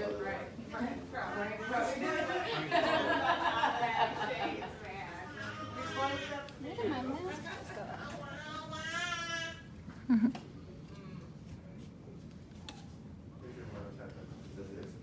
I told them the technology is cheap though. That's why they're able to make rooms like this. Mind your way, I got my sorry. VR No, too. you're good. I should have bought another one. They play piano before we go? Because I heard you got skills. I ain't never seen you play piano. Yeah, everybody's been saying that you're good on the piano. I've been with them forever, and I ain't never seen. I always heard them playing. I want to see them play. Wait a minute, little bro. Use my mic. I don't know. It wasn't working too well yesterday, so let me see. Oh, here he goes.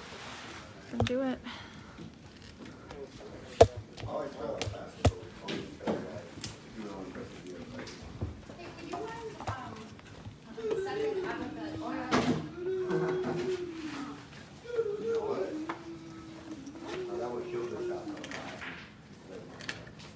It's electric. It's electric.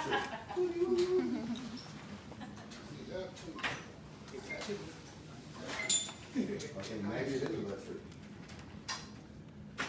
Oh, you want it up while you played it in there? Oh, there's the. Yeah, I could have it up, but try to mess the shot up though, wouldn't it? Gonna hook up my mic. I'll say this would be straight up shot, wouldn't it? Can you sit and I'll see? I can sit right here and see straight I through feel like it. that could be cool. I want to see it straight through it. Okay, Donna.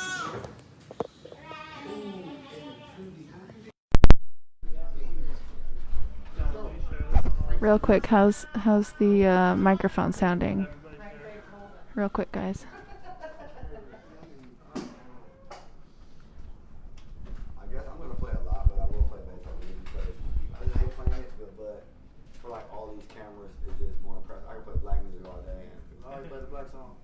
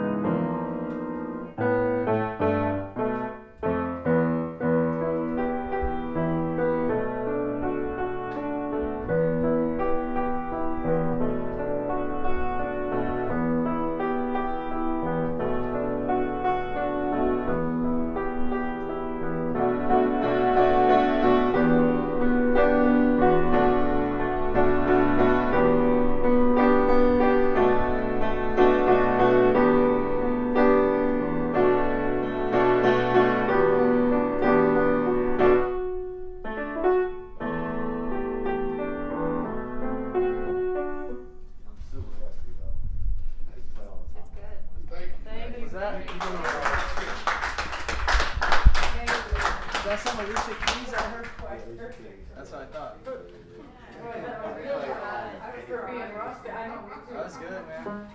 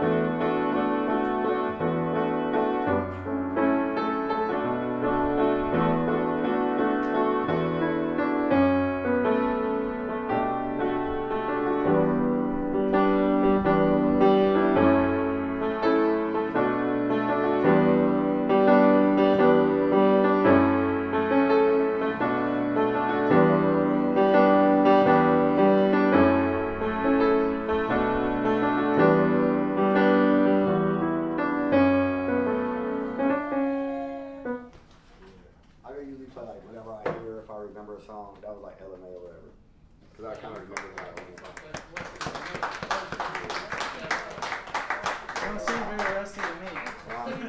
So you don't seem very rusty to me. Well, yeah, I mean, like how I messed up when I was trying to think how that song went. Like, you play by ear. You're going to give me lessons. You don't right. Nothing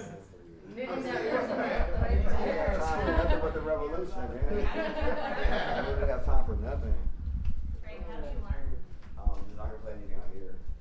Like I just taught myself the LMA right now because I was just thinking how it went. So. That was the first time you played that? Maybe like a second. Oh wow. Yeah. Like if I hear it come on, like if you play like if you turn on the radio, I'll play every song on the radio before it goes off. Play every song before it goes off. I can play it, and then like it can be any song, classical, rock music, rap music, R&B. I can play it before it goes off, but I won't remember it because if you play 20 songs, I'll play all 20 songs before they go off. And then if you actually go play that first song again, I'll forget how it went. So I'll have to remember the melody in my head and I can replay it. You made my ears cry, man. I appreciate that, man. Yeah, my viewers can be mad that I did that without the one. For real. I'll do it again. So we all have to leave this room. We're going to see the second round. What? Which room is this? 9. Oh, what's the other one?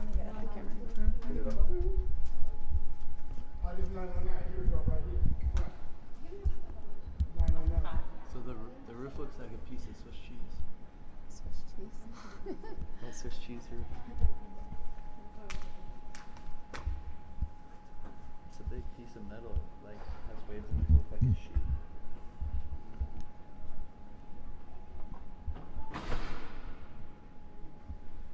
You guys are crying too? That's cool. That light's huge. I wonder how many light bulbs are in that. Here. In what? In that one big light. It's like at least 20. At least 20. That sucked in my life.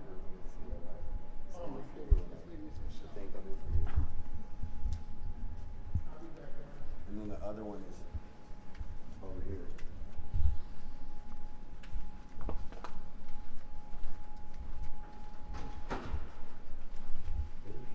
What's that? What does that say? All the hills to huh? Oh, it's over there. It's a circle. You can get around either way. Okay. Well, it's closer. It's like right next door. Oh yeah, you know what they did say it was only 2 rooms in between.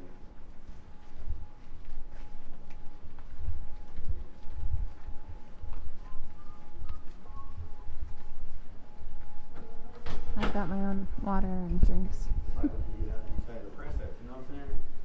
Yeah, good woman in your life.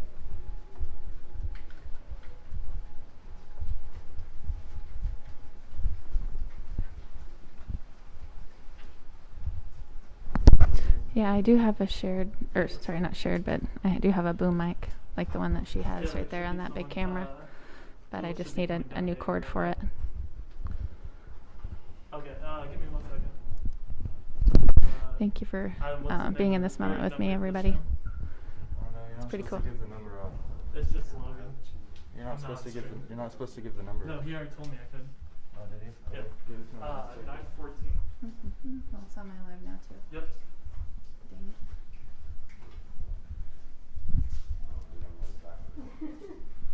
I love this table.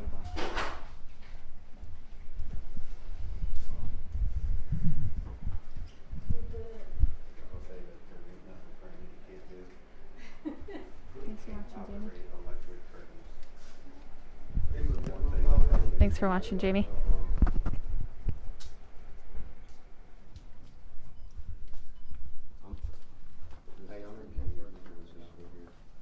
There's no protective shower. So I guess it's on case for Where do you buy the Nitty shirts? Oh, here it is right here. That's why. Here, look. Yes, you have a box of balls. So annoying. Do you need to borrow my selfie stick, Adam? No, it's Facebook.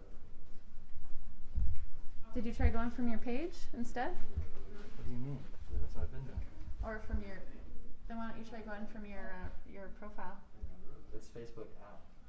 It's like it was just closing itself and I'm on it. It's supposed to be like $300 we priced.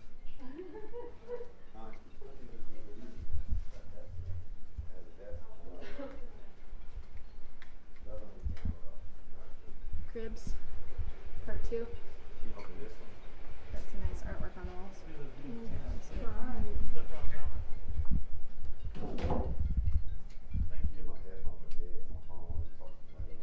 Everybody keep sharing those famous hearts.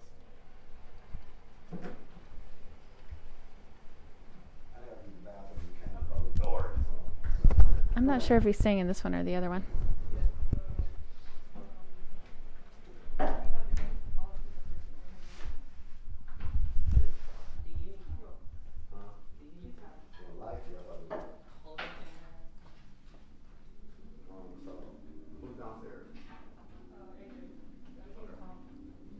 So then we can go back in the other room and then y'all can bring, here you can bring people up to this room.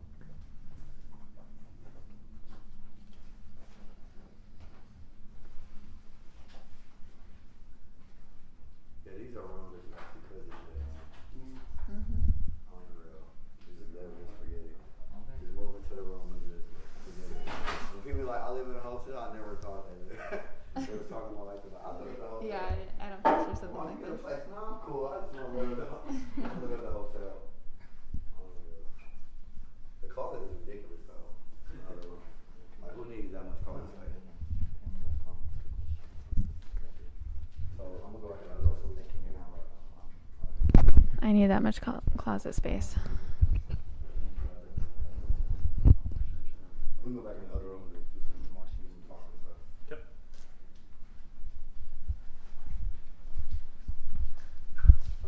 Did they take the keys?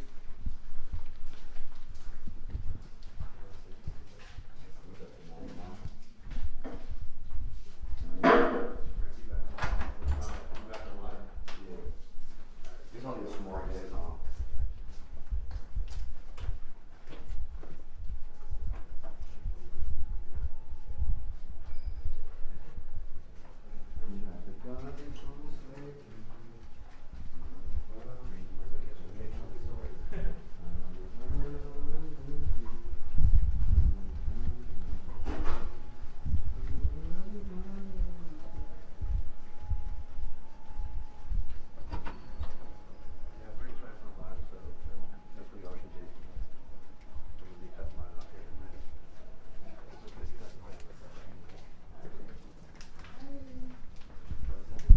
don't want to be rude and use the bathroom because nobody else has. Is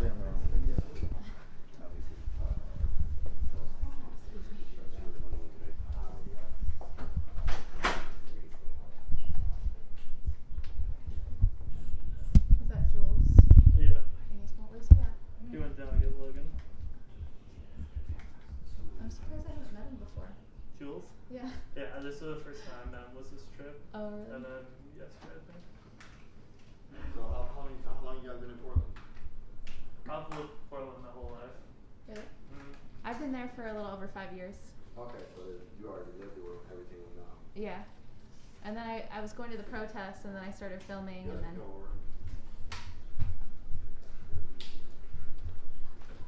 Yeah, I'm interviewing the press. We got it backwards. Yeah, he said he's interviewing the press. I think the coverage you guys have been doing has been amazing. Like that in Portland, without streamers and like, you know what I mean? Of course they would be hiding everything that's going on out there. Yeah, it definitely is like a dangerous spot to be in. Yeah. Like You have to have all the protective gear and everything. yeah, I've been shot in like direct stomach with flashbangs, like knocked the wind out of me, like maced, like I've been maced 3 times in the last like 3 weeks. By the Really? I police. didn't know that. Damn. But definitely like I feel like there's no place that's more important for me to be than out there documenting that. So Yeah, same. No, and I respect it all the same, whether a person is in MSNBC or an independent person trying to do press, it's all the same because you have an audience of people that respect what people say. You know what I mean? Some people aren't gonna watch MSNBC, they're gonna watch you. Yeah, They exactly. don't like mainstream media, they don't like mainstream press, they don't like the perception that it gives people. You know what I mean? So I respect and I appreciate every platform that wants to have any conversation with me or I follow. also notice mainstream press isn't there when we have black speakers sending a message. They're there when people are like breaking stuff. So They're there to film the there's a lot fires. that they don't get, and I don't Yeah. understand why they pick and choose what they do just for like clickbait. But And everybody knows y'all, so that's funny. Yeah, that's it's how crazy. You, yeah, People that's how come you to us know. all the time. Yeah, that's how you know you're Adam. I'm Jared. You're He's Adam. Adam. Somebody just said, ask Adam about being gassed over and over. Yeah, we've been gassed. Yeah, we've all been gassed numerous yeah, times. it probably took like, me. It's just interesting. I think people don't, like some people don't have respect for it, you know what I mean? Because they'll be like, why are you calling them press? Because they are press. And the interesting thing is like, people on my live know who y'all are. You know what I'm saying? Yeah. Like it's a whole world of people that only get their stuff from social media or only get their stuff from raw, like individuals. Yeah, we've had people. I think it's honestly like the future of like news. Yeah, it's because it's a whole culture of people that only want. They're like, there's that. Oh, there's the guy that does Portland. Oh, there's the guy that does this. Or like the other guy that walks Terry. Yeah. Terry Willis. He walked. He walked to Minnesota. Yeah. For George Floyd. Yeah, I just added him on Facebook. And yeah, you know what I mean. Probably saw with me. You know what I mean. But his followers saw me with him. And the fact is, like, there's a lot of people that watches him. That go to the 1K family. There's a lot of people that watch me. You know what I mean. And I mean, I think not anything arrogant or anything. I think my stuff's a little bit different because I'm real dialogue-y. Yeah, you speak a lot. I love when you I'm speak. really emotional, and I show like stuff that most people would hide. I feel like on social media, a lot of people put like their best pictures up of themselves. They might take 1,000 pictures in their camera and post 7. That's how people are nowadays. They post their best comments or their best moments. I post raw moments where I make mistakes or where I'm emotional or where I show that I'm a flaw because we are all human beings. We are regular people. Yeah, he is like. I cry too much on my live though. What? I cry too much on my live though. Yeah. I'm not sick no more. He was beautiful. You know, tears coming down. You should get free Wi-Fi, which is sweet. I do have Wi-Fi. Actually, there's Wi-Fi here. I need to connect to the Dang. Wi-Fi. Honestly, my They tell you to pay computer's $10 crashing. to connect. So. Yeah.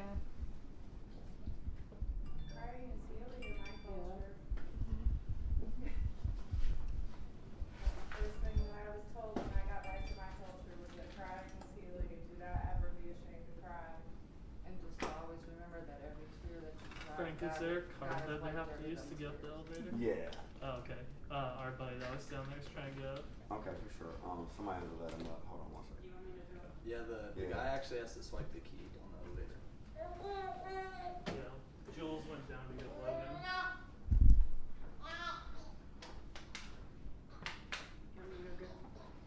Yeah.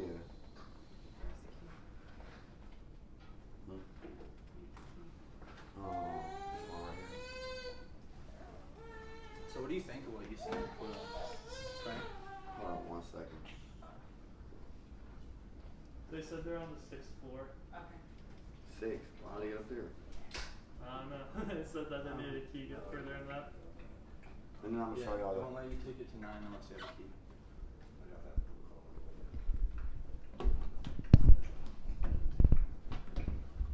Hello? Hello? Hey, what's up? Yeah, I'm at the. We here.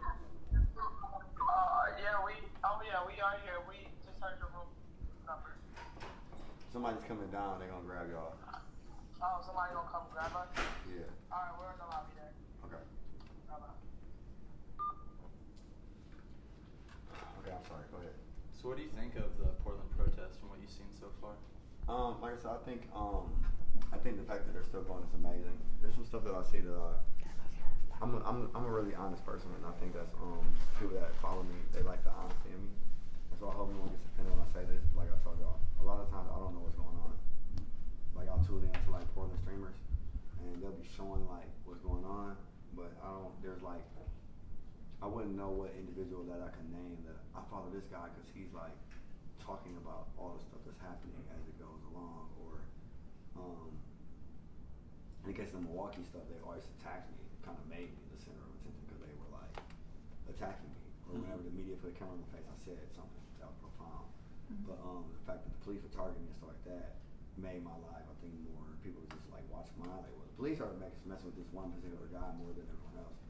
So in Portland, when I watch, I try to find someone to watch. I mean, I like watching. I check through your stuff, and then I'll see what's going on, which is cool from a press standpoint. But the press has an unbiased opinion, so they're not trying to narrate the story of what's going on. So it's cool to watch that, and then the equipment and the stay with like you guys. You guys show me how to use the what's the name for you? Yeah, we gotta get you one gimbal. of these. I got a gimbal. Oh, you do? Someone sent for a gimbal. I bought it. And I put my phone in it. It just turned it upside down on the angle. Yeah, I said, man, I don't know what I'm doing. And I had to set. walk too, so I said, I'm sorry, I gotta walk, man. I got time to figure it out. So you carried your phone like this? The whole time, yeah. Wow. Yeah. Wow. Everything, that was me. I carried the phone the whole time. Some of the people carry their phone for a little bit, and they say, I'm not Frank, I gotta put my arm down. Because I was like, I would carry my phone like this for like 8 hours straight. Just carrying my phone. You ever get any arm cramps from that? No, actually, I never even noticed like it was a stressful thing until I gave somebody my phone one day. I said, oh man, I can walk so much faster without my phone. I was gone. I gave seen on my phone one time, and all this stuff's heavy, dude. It don't feel heavy on the regular, but them phones and stuff in your pocket when you trying to swing march around. and walk, man, it gets heavy, dude. So I would have the fanny packs on. That's how I got the fanny packs. Everything was so heavy. Like a book bag was heavy. Everything was just so heavy. So once I got rid of the heavy stuff and I gave him the phone on those last days, that's why in the mornings I didn't go live anymore. Because I'd be with me and just Cino or be by myself. And I would have to do like 40 miles in like 6 hours. And I'm like, dude, there's no way I can do this with the phone. Because you swing your arms a certain way while you're walking. You get like That's a fast pace too. Yeah, you're not using your legs anymore. They clock me at 7. 7 miles an hour average? Yeah. Wow. 6 and 7, between 6 and 7 when I'm by myself.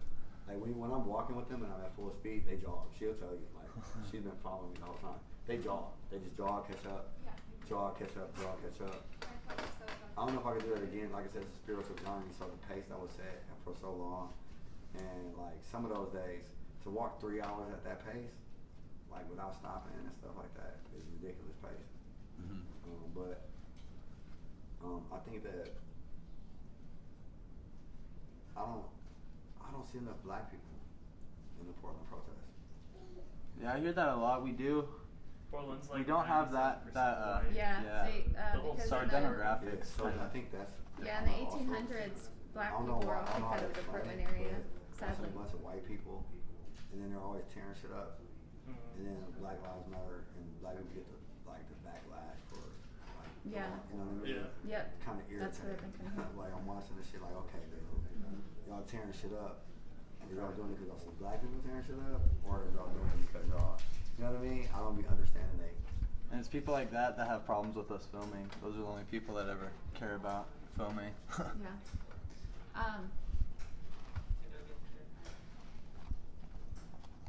Oh, your friend's downstairs. Joe, they're talking to you. You have to tell them they have to go down to the 3rd floor because their key won't take them to the 6th floor yet. But can you go down to the lobby? Some people down there.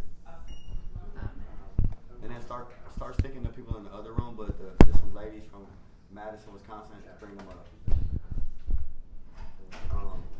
Have you ever? This is me being honest. Like I turn it on, I see like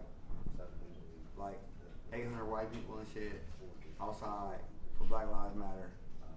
Like any Black Lives Matter. I'm not trying to be racist. Any Black Lives Matter protest, even if you have 900 white people, it should be one black person leading them. You know what I mean? And I think that's probably what I was looking for when I saw the Portland protest.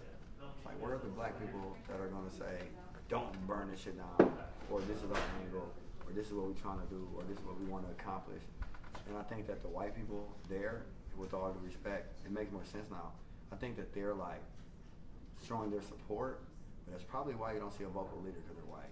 I think they don't want, because most of the white people that I know that support Black Lives Matter stuff, they don't want to be the lead of it. They don't want to be like, I'm a white person trying to take over Black Lives Matter. Yeah, exactly.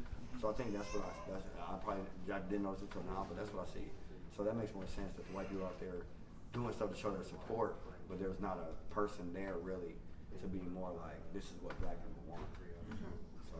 So, I think like during the day I think during the day there's more speeches and everything, but I feel like a lot of times people just want to see what's happening at night because there's that interaction with the cops and the protesters, you know? At night is go up to the police, then they run down the street, and then they go back up to the police, and then they run down the street, and then they go back up to the police, and they run down the street. I'm like, what the hell is going on?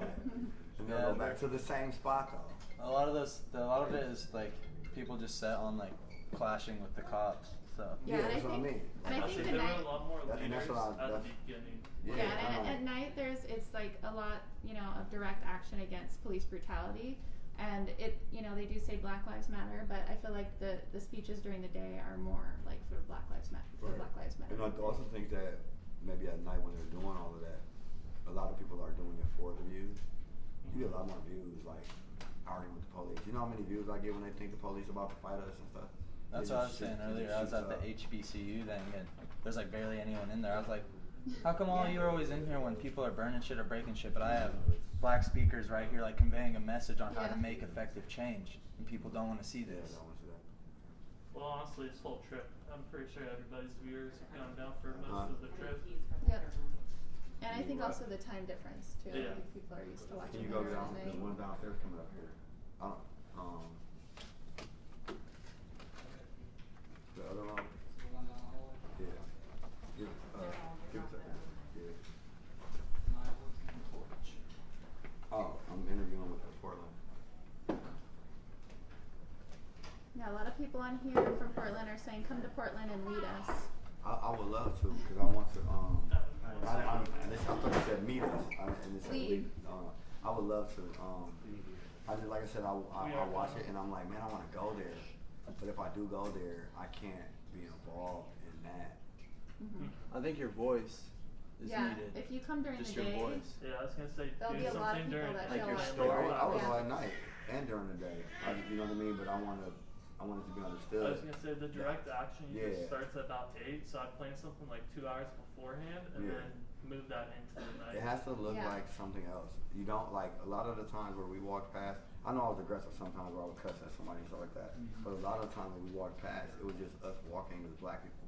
I bet we could organize a march for whenever you got there. Oh yeah. Make flyers and stuff and get vendors and like all sorts of stuff. And because literally I'm gonna go to Kenosha and then I could go to Portland next. I literally watch it and I'm like, I want to go out there, but I don't want to be that guy that makes it seem like I'm going out there to take something over that people have started. I think people need to just hear your story. People who haven't, because I know a lot of people who are like, who's Frank Nitty? Who is he going to meet? I'm like, you guys have been missing like a lot. Yeah, like it's so much you can't catch up. It's hard to tell someone to go catch up. Like go to day 3. Because you got tons of just hours and hours. I was looking at my stuff like 2 weeks ago. I went over like 1 million minutes recorded or something. He said he's been wanting to come to Portland. Because if you go back, because even like the protest was, all our protest was crazy. Like everything was crazy. You know what I mean? And if you go back before that, like there's been so much stuff that I did. Like it's not You know what I mean? Like Seville, if you go back 4 years ago, they blamed me for the riots in Milwaukee with Seville Smith because I had everyone come out then. You know what I'm saying? And then the city got burned down, and then they blamed me for it. You know what I mean? So I've already had like, you know, my first boycott that I seriously boycotted was the Sherman Park gas station that was shooting at some black kids, and nobody shot there while I was out there until like they lowered the gas like $1. And then they literally lowered the gas like to $1. It was like gas was like $2.79 or something. They lowered it to like $1.89. People was like, man, gas is $1.89. Frank Nitty made gas $1.89. Run over there and buy it. I'm like, no, you don't run and buy it. It was steady dropping, but the good thing about it was the whole city had to lower their gas. Like black people not spending money at one gas station made the whole city have to lower the price of gas because they had to stay in competitive nature. The gas station got packed after they lowered gas. I was disappointed, but at the same time, I saw people with missing doors and stuff. I saw people with like, it wasn't like Maseratis was pulling up there to get gas. So it was black people that actually needed the opportunity to get a cheap full tank. So it was cool that happened. But we boycotted that gas station, and I saw like black people could like come together still. You know what I mean? Like still in today's time, black people could be so fed up with something that we actually stuck together and decided that we're not going to support something, and it worked. You know what I mean? And that display for me, I think that was like a sparking point right before the Seville Smith incident, where for me, once that happened, as a leader, I never wanted to be a leader, but a leader is a servant, so I love being a leader because I love to serve people. You know what I mean? That's just the truth. But I think the best leaders aren't trying to be leaders; they just come into that. Yeah. I'm the voice of everybody else. How do you feel? How do you feel? How do you feel? How do you feel? How do you feel? How do you feel? Well, I'm gonna express how all of y'all feel. I don't have an opinion anymore. I don't give my opinion of stuff. I don't go out and be like, this is what I think. This is what the people think. As a leader, I just only care about what the people think and how they feel and how things affect them and how I can change that. I'm a servant. As a leader, if you're a leader, you're a servant. And people should be making the decisions, and you should just be the one taking all of the hits for it, taking all of the negative press, taking all of the negativity for it, fighting their battles, but it should still be their voice. So for me, when I jumped out and wanted to do activism work and do community work, I just wanted to be a part of things. I just wanted to be a part of the protest. I just wanted to be involved in things. And then stuff happened in my life that pushed me to the front, where people said, man, I want to follow you. I want to rock with you. I want to see what's going on with you. And now, like I always tell people, and I use similar analogies because you never know who's listening. But not that I should think of it like this, but as an activist, it's like the NBA or anything else. Like, I always used to make a joke. You know, no disrespect to Jesse Jackson because he might hear this one day now. But I used to say, I didn't get in this to be Jesse Jackson. I want to be the next Martin Luther King. I mean, no one wants to go to the NBA and ride on the bench. No one wants to go to the NBA and just, hey, no one wants to, have a seat, Charles. No one wants to go to the NBA and just ride on the bench. Y'all have a seat. No one wants to, you know what I mean? People want to be the next LeBron James. You know what I mean? And when I say I want to be the next Martin Luther King, it means more that I want to be the next person that would dedicate everything I have to the movement. I want to be the next person people look at it like, man, you gave everything you got to the movement. I can never be Martin Luther King, but all Martin Luther King did was give everything he had to the movement. And that's what I want to do. Actually, I heard a speaker the other day talking about, they're standing in front of the college. They're talking about how they don't want the next LeBron James to come out of there or anything like that. They want the next Nelson Mandela, next Martin Luther King, next Malcolm X. And that stuck with me to think like, people are tired of like the entertainment. They want someone who's going to make change and bring change about. So that was like really powerful to hear and like see a whole school out there spreading that information. So yeah, and that's how it is. You go to high school and you play in high school and you're the best at high school, but you can go to college and don't be shit. But then there's like there's a thin line between like being confident and being cocky and everything else. And for me, I'm from Milwaukee, Wisconsin, dude. So when they're from Madison, they're Madison activists. So when you take a city like Milwaukee, that would be like high school. You could be the best in high school, But then you go to college and you can ride the bench. You can be the best in college. You go to the NBA and ride the bench. Because everybody goes to college was the best in high school. Everybody goes to the NBA was the best in college. But you never know where you truly stand. I think that's what people don't talk about. Like Michael Jordan probably didn't know he was Michael Jordan until like he played for the Bulls and scored on everybody.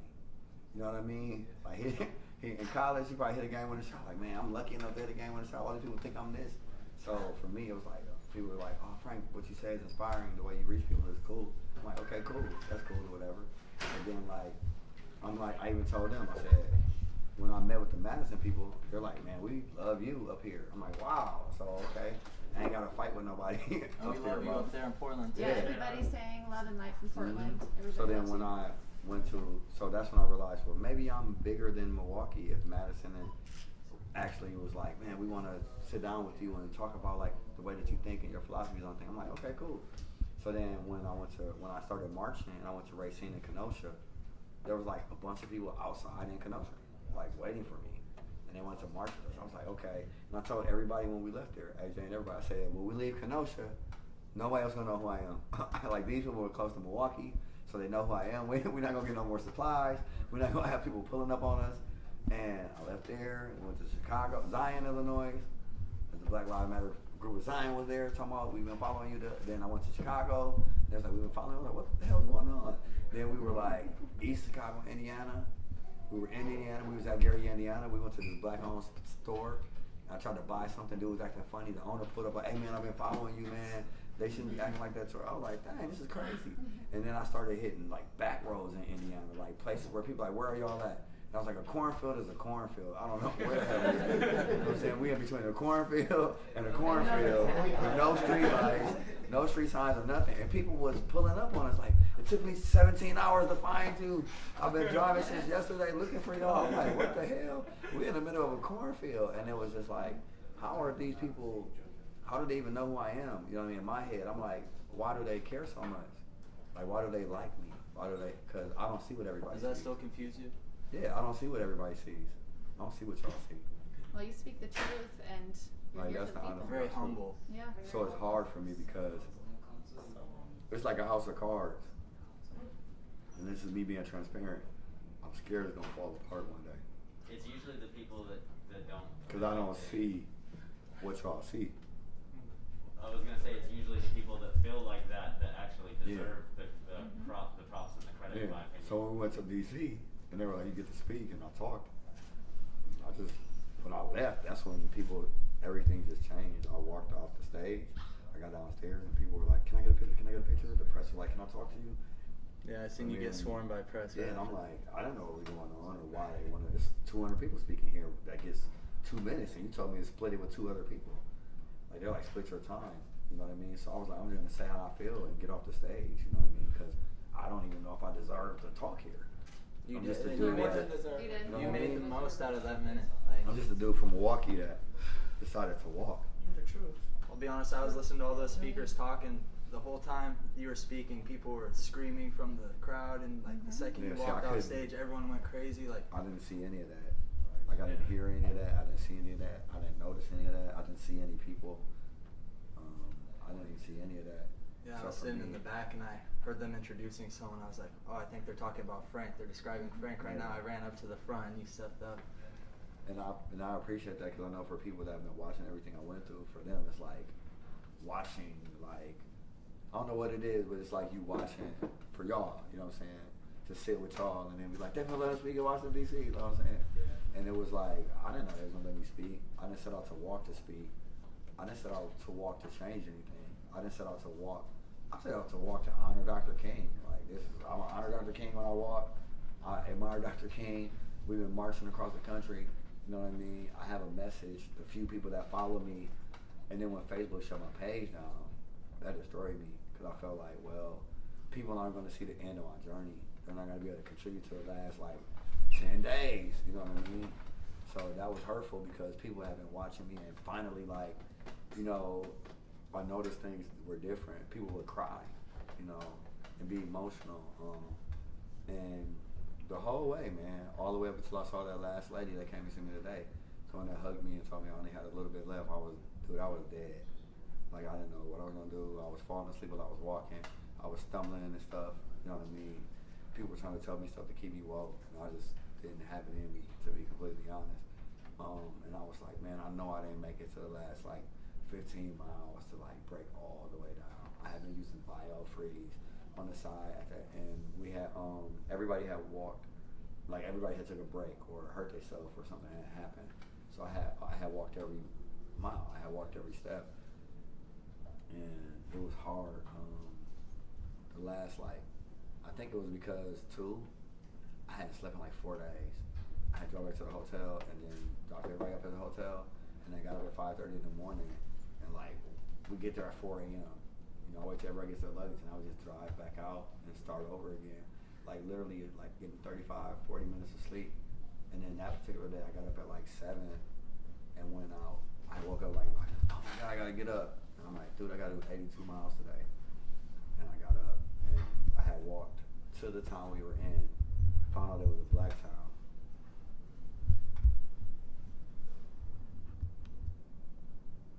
Went to the town we were in, I found out it was a black town.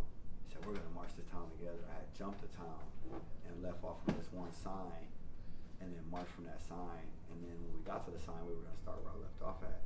But I felt like we needed that. With everything we had went through all those little towns, I felt like we needed that black town.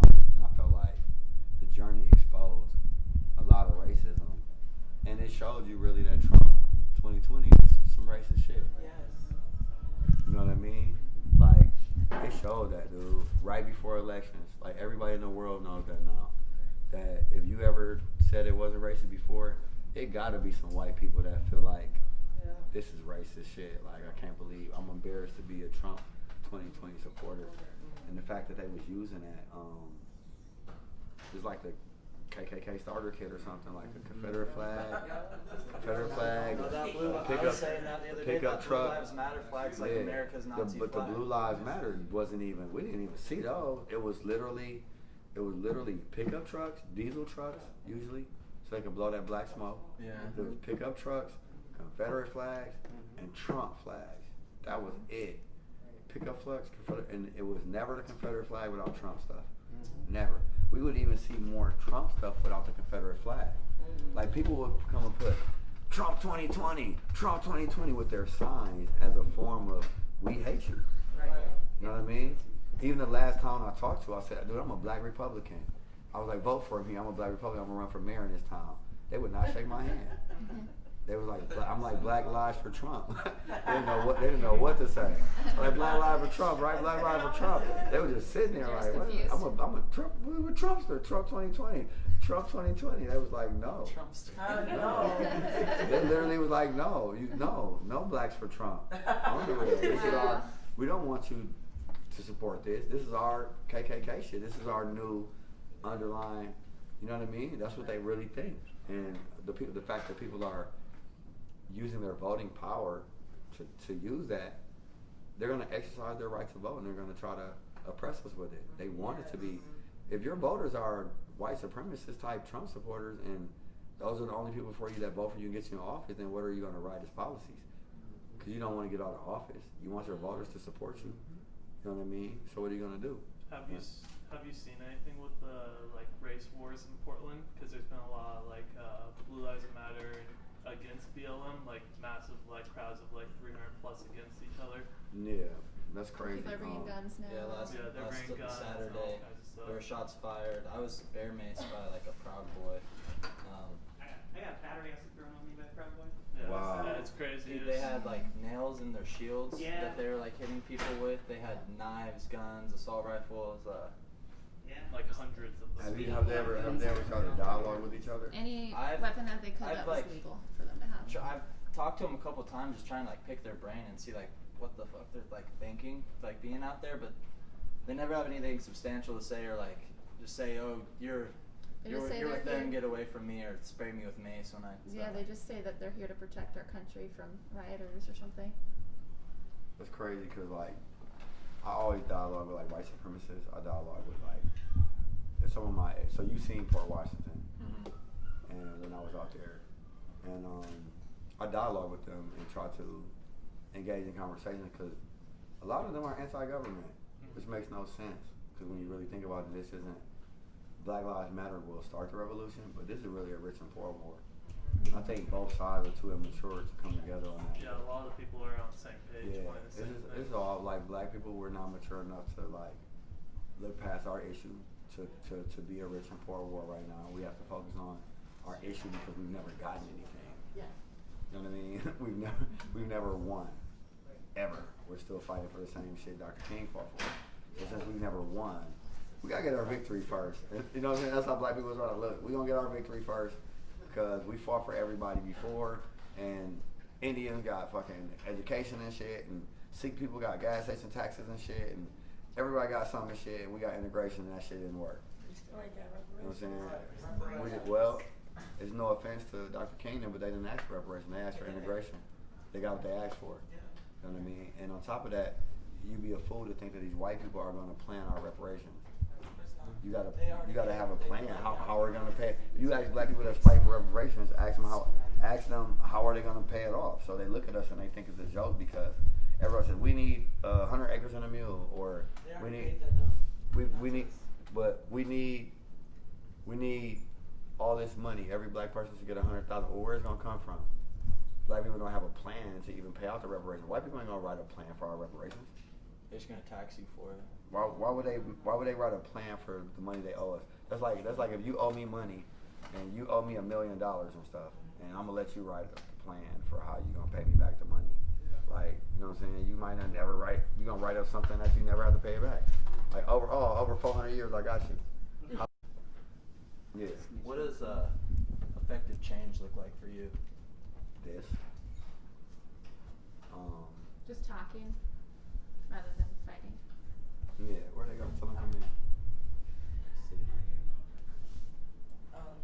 Have you been talking to anyone in like legislature? Hold on 1 second, I gotta make sure my people was talking. I'm feeling good. Thank you so much. Congratulations. Thank you so much. Here, you can give me a hug. That's all I've been waiting for.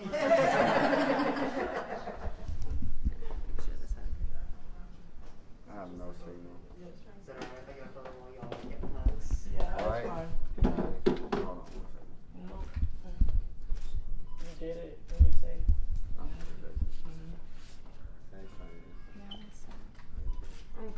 What happened to y'all the other day? We actually looked for you for 2 hours. For hours. For hours. I told you. Yes. I was literally, I was mad because I couldn't come earlier. Anybody know the Wi-Fi here? No. There's probably a little thing. I said we just got here. Yeah, I was trying to come to you earlier, but yeah, it didn't work out. Yeah, our city is going crazy. Yes. But yeah, so like I said, it's really a rich and poor war. Cause I didn't want to finish that thought. It's really a rich and poor war, and a lot of even the Blue Lives Matter people, like a lot of white supremacist people, they'll say like, please kill us too. Exactly. You know what I mean? And that's like, yeah, we'll march for you too. Yeah, that's why you need to march with us. You know what I mean? We need to get killed a little bit more than you guys, from a ratio perspective, not from each actual person, but the ratio is way higher for black people.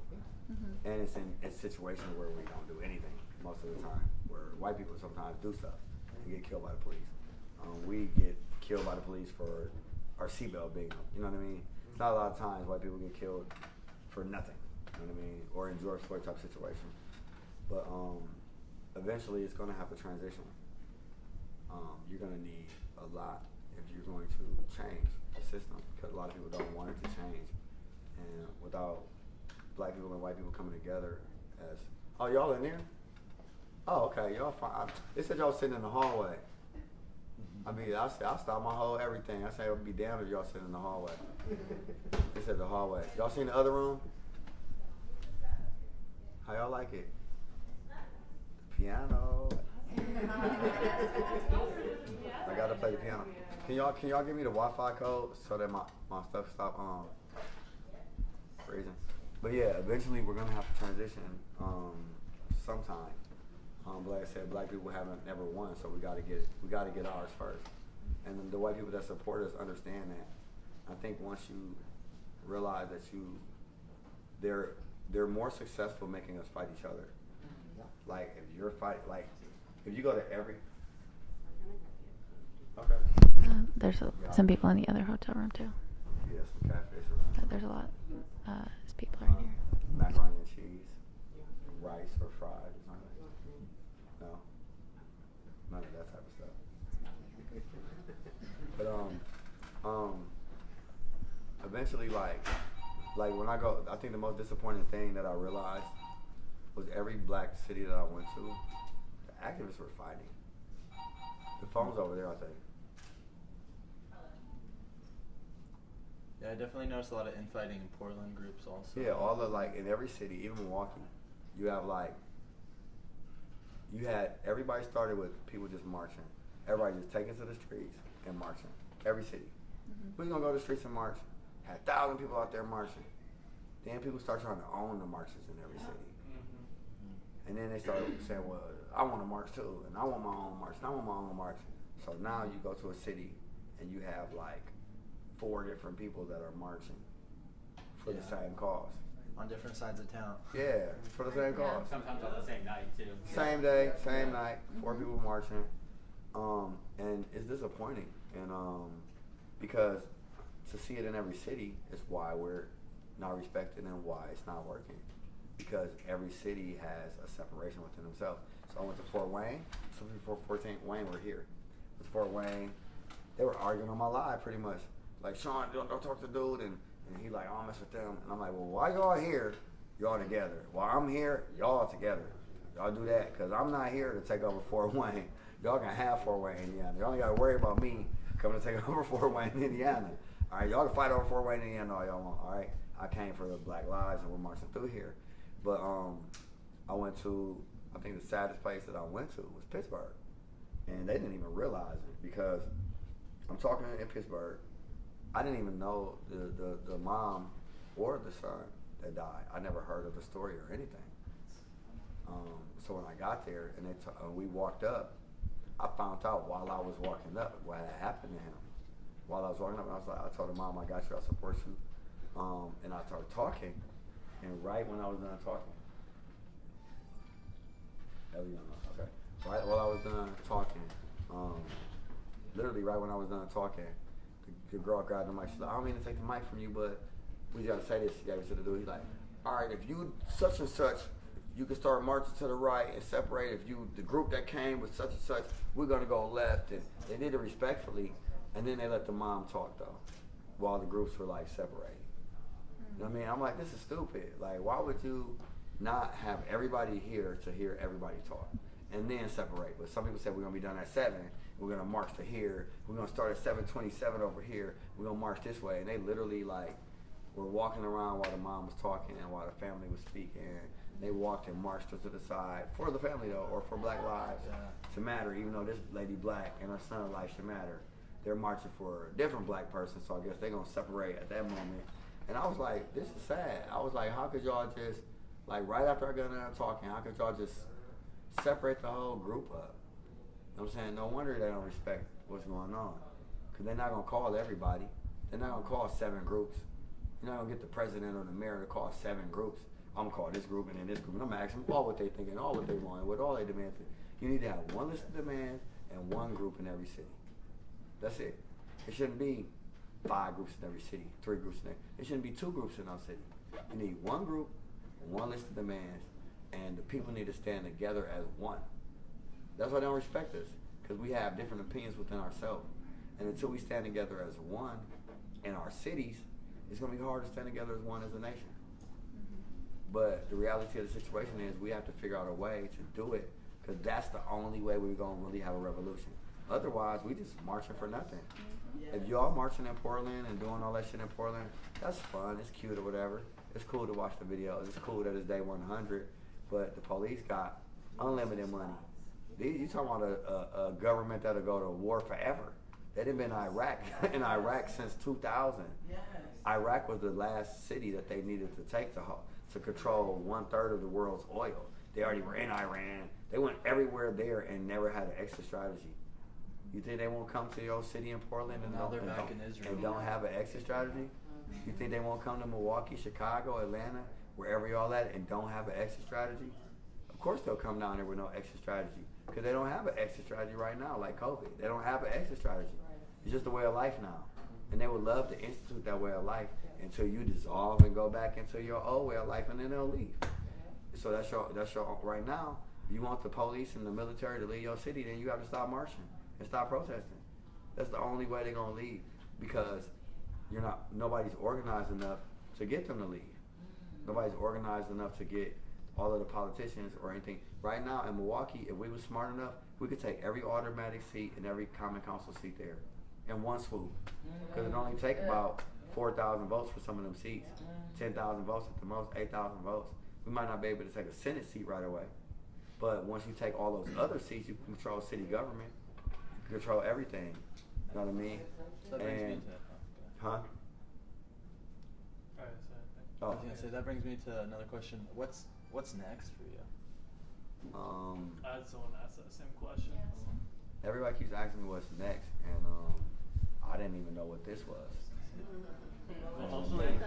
Hopefully having all the groups come together here in DC like this will help resolve some of the infighting. It's like having more of an organization and a communication develop between the different leaderships. I think, I mean, what can I, like, it's a difficult conversation because, like, I always tell this story, and some people know about this, some people don't.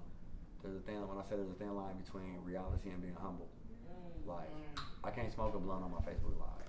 Even if I did smoke weed, I can't smoke it on here because of the perception of things. I can't fuck none of these women. I can't sleep with none of these women that are around. You know what I mean? I have to, you know what I mean? I can't just be like, oh, she's cute, she joined the protest. If I meet a woman outside the protest, that's different. But if I sleep with all the women that joined the protest, then they're gonna say that I'm some type of, they're gonna criticize me for that. Yeah, so, people are always ready to criticize. Yeah, so I remember in 2016 when the Seville Smith riots happened, there was this white girl that came down to take a picture with me, and we weren't ready as black people to accept what white people wanted to do. Even during those riots, they were beating up anybody white that came around, snatching on the car, beat them up, or a reporter or something. Do not come down there and try to film what's going on. Yeah. And there's some white people that came, and they just wanted to take pictures and stuff and say hi and all that stuff. So this white girl came down and she said she wanted to take a picture with me, and I was like, they were like, you can't take a picture with her because you're becoming, like, what are you talking about? And I noticed Dr. Umar won't, at that time, I don't know if he does not, he won't take pictures with white people. Yeah. He just won't. And I was like, what do you mean? I was like, I'm just a regular person. Well, I can't. I had noticed I had, like, stuff was going on, but my humbleness of trying to remain humble, I was like, I'm a regular person, what you talking about? So I took a picture with this girl, and she had posted, like, chilling with the leader of Black Lives Matter. Y'all know we've been marching across the country, and they call us Black Lives Matter. So some people don't know that we're not technically Black Lives Matter, that I'm just Frank Nitty, this guy, and there's a group of people that are following me. They think we're a group of Black Lives Matter, like a chapter or something. And so she just thought, like, he's the leader of the people out there, so he's the leader of what they're calling Black Lives Matter. And they had one on her page, and she had called some other white person a nigga. Or she didn't even call him a nigga. She was like, if niggas gonna act like Harambe, treat him like it was a quote from like a rap song, whatever. But she was talking to another white person. Not that not that it tones it down or nothing, but it's, some is education over racism. Some people aren't racist; they just need education. Some people love black people, will say nigga when they hear a rap song. You know what I'm saying? And some white people will call you a nigga. You know what I'm saying? And sometimes them white people that say nigga in a rap song will beat up that white person that called you a nigga. You know what I'm saying? So it is levels. You know what I mean? Yeah. But they went back in her history like a year and a half, and they found this when she said it to somebody. And they dragged her, and she killed herself. They like dragged her all over social media, and she killed herself because of the scrutiny that she got on social media. So then after she killed herself, like her mom and them had to deal with her dying, her boyfriend and stuff. It was really hard for them. They took her obituary and put it on Facebook and was like, fuck this dead white bitch. And dragged her after she died. People are evil. And that shit was hard for me.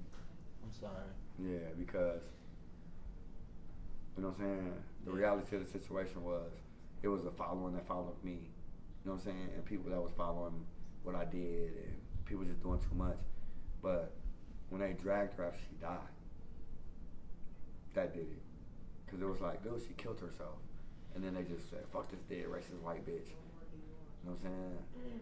Not to interrupt you, but as someone who's been dragged by your following before, Your following. who's been dragged personally by your following, I think that sometimes you have people who aren't hearing the whole story, aren't seeing the whole story, because for them it's like you keep telling me to speak to the people, and they're like, who is she? Like, who is this girl? Like, why does she matter? Why is she important? Get her off the stage. And it's like, but you know, people are missing the whole story sometimes, just like what you're talking about. Like, she didn't hate black people just because she had said the N-word.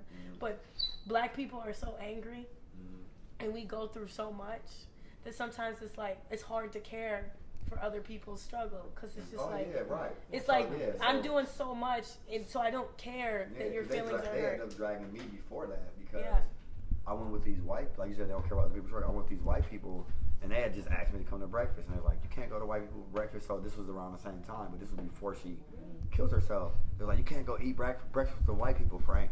And they lived in the black community. They lived on like 44th and North or something, 45th and North Avenue. So they were like, and it was like, so I went to have breakfast with them, and I turned my phone on, and we had an interesting conversation. It was just about, they were just telling me the shit they went through as white people in the black neighborhood. I never thought about, I care about what white people go through in the black neighborhood. You know what I'm saying? Same kind of shit.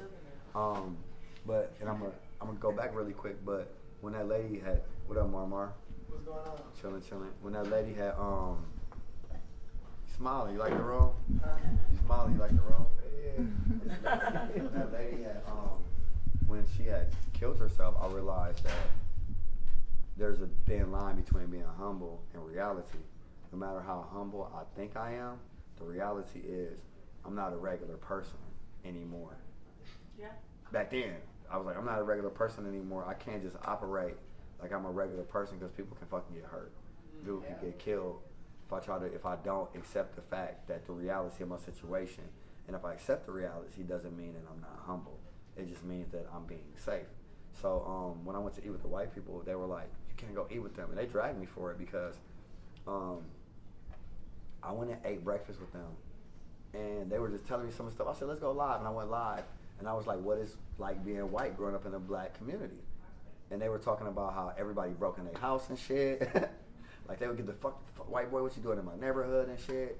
And they said they knew who was breaking in their house. They never called the police on the dude. You know what I'm saying? They tried to help them, give them money and shit. Like, they found out who was breaking in their house. They kept breaking in their house and kept telling them to get the fuck out of their neighborhood and just harass them the whole time they were there.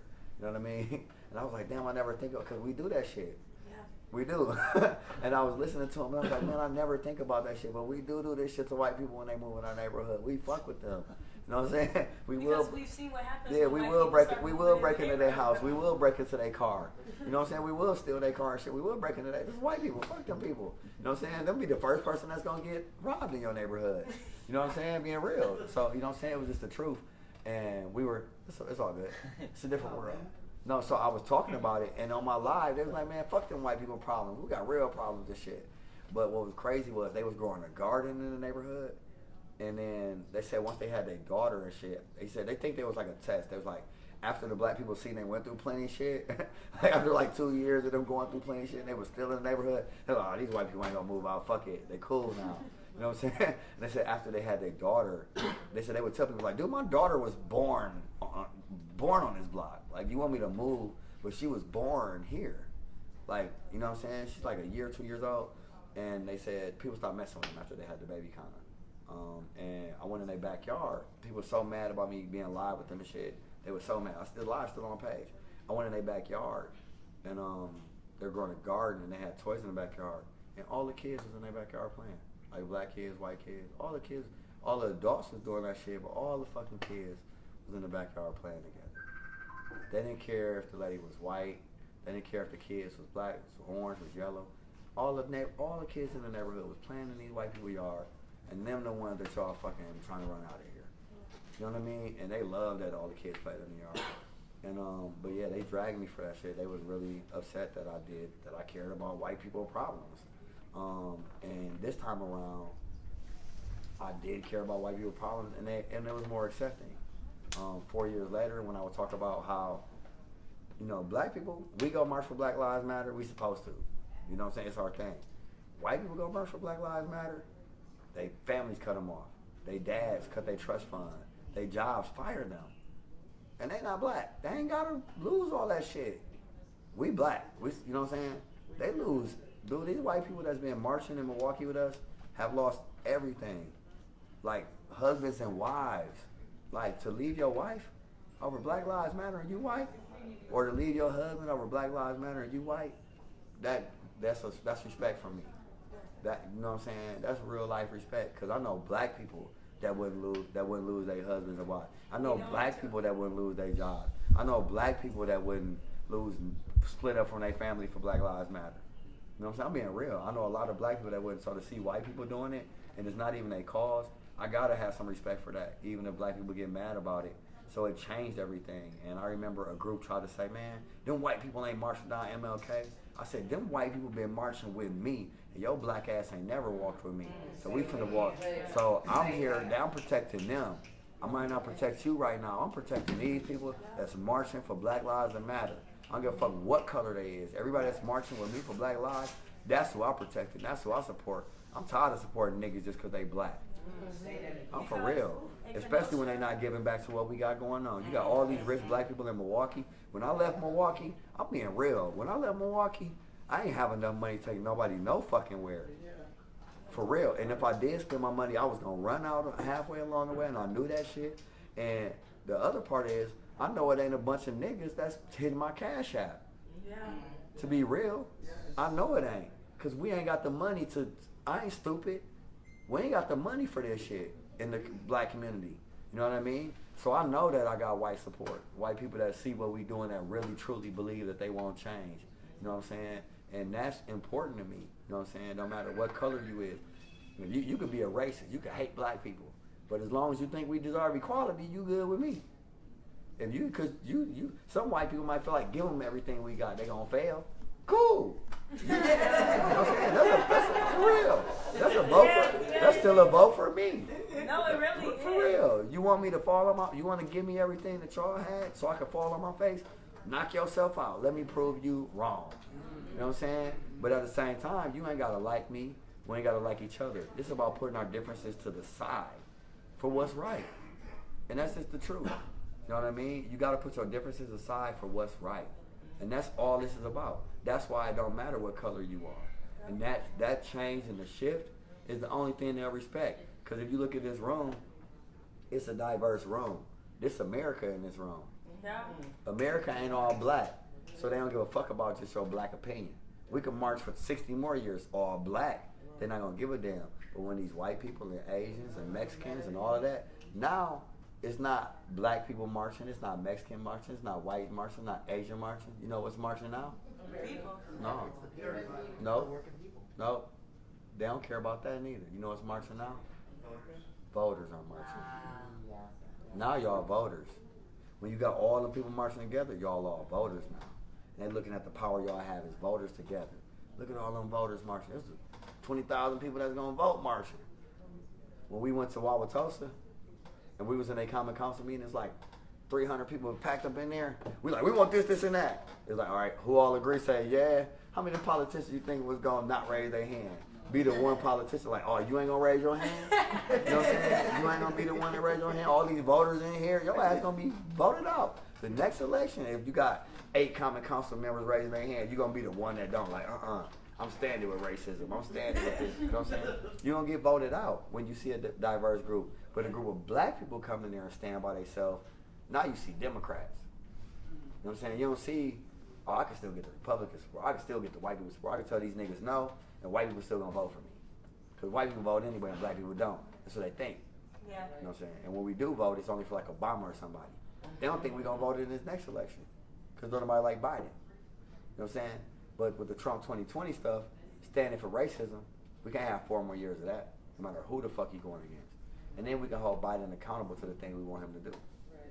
We got to have somebody, but we also got to be educated in primary elections. Everybody always knows when the real election is, but they don't never know when primary elections is. And a lot of people don't even understand why they do that. Part of the reason they do that mainly is because a lot of black people benefit. Hold on, let me log into this real quick. What's the last name on her? I need Leanne.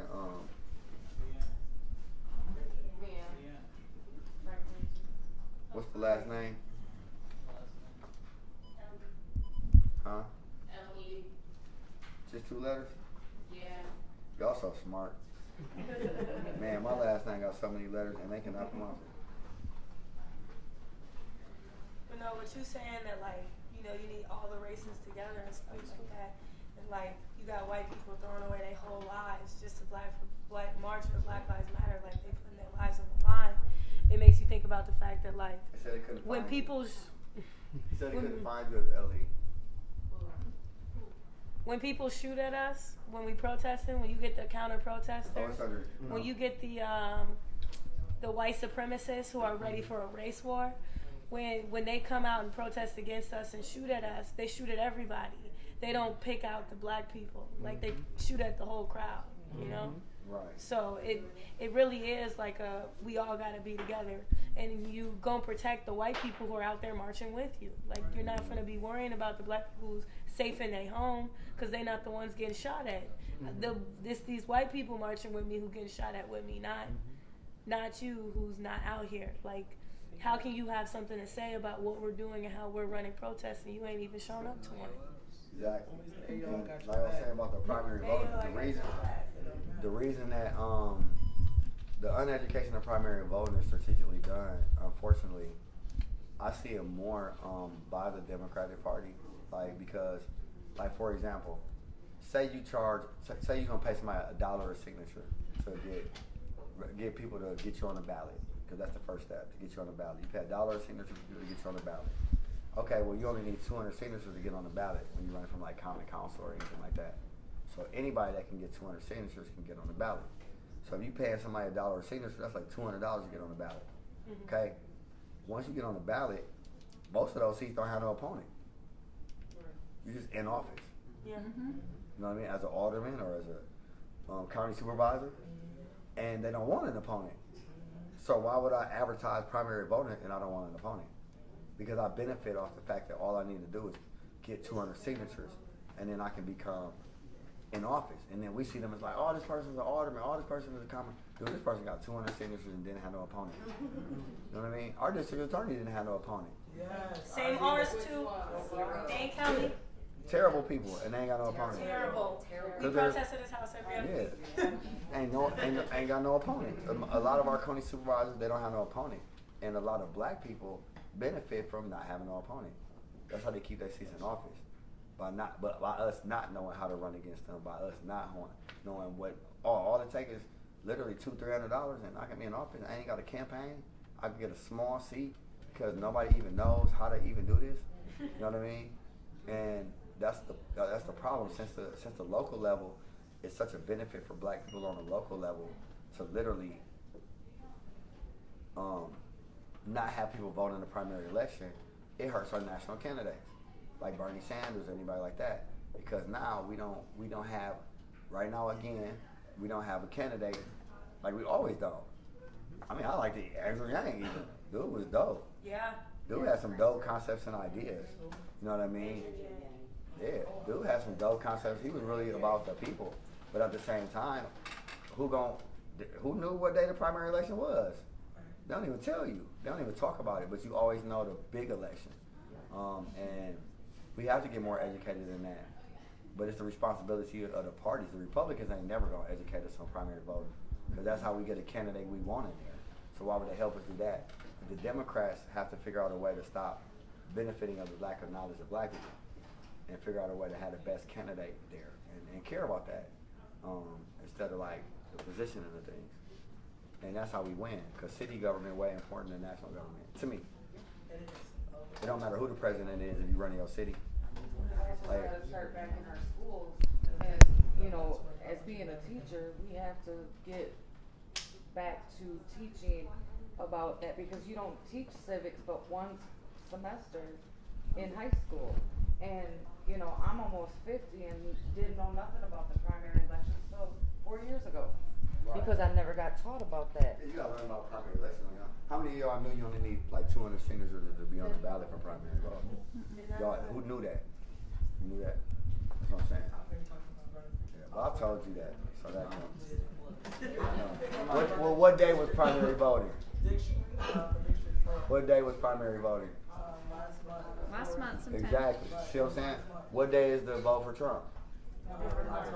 November 3rd. Everybody know that by heart. You know what I'm saying? We live day by day, Frank.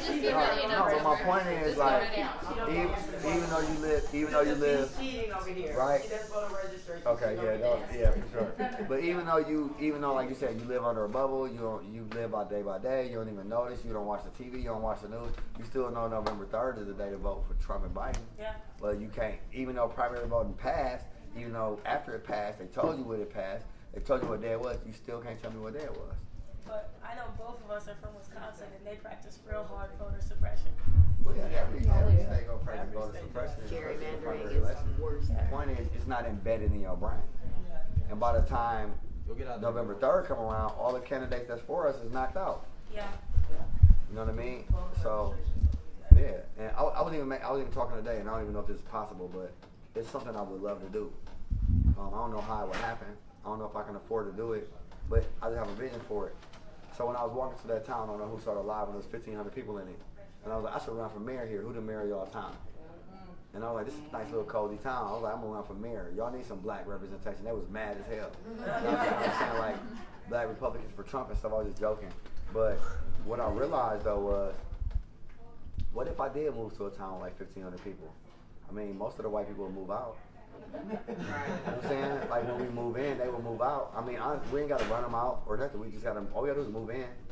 And if you took a town with like 1,500 people and y'all moved into that town and like conceptually took over the town and y'all conceptually had all the houses, now y'all are the police.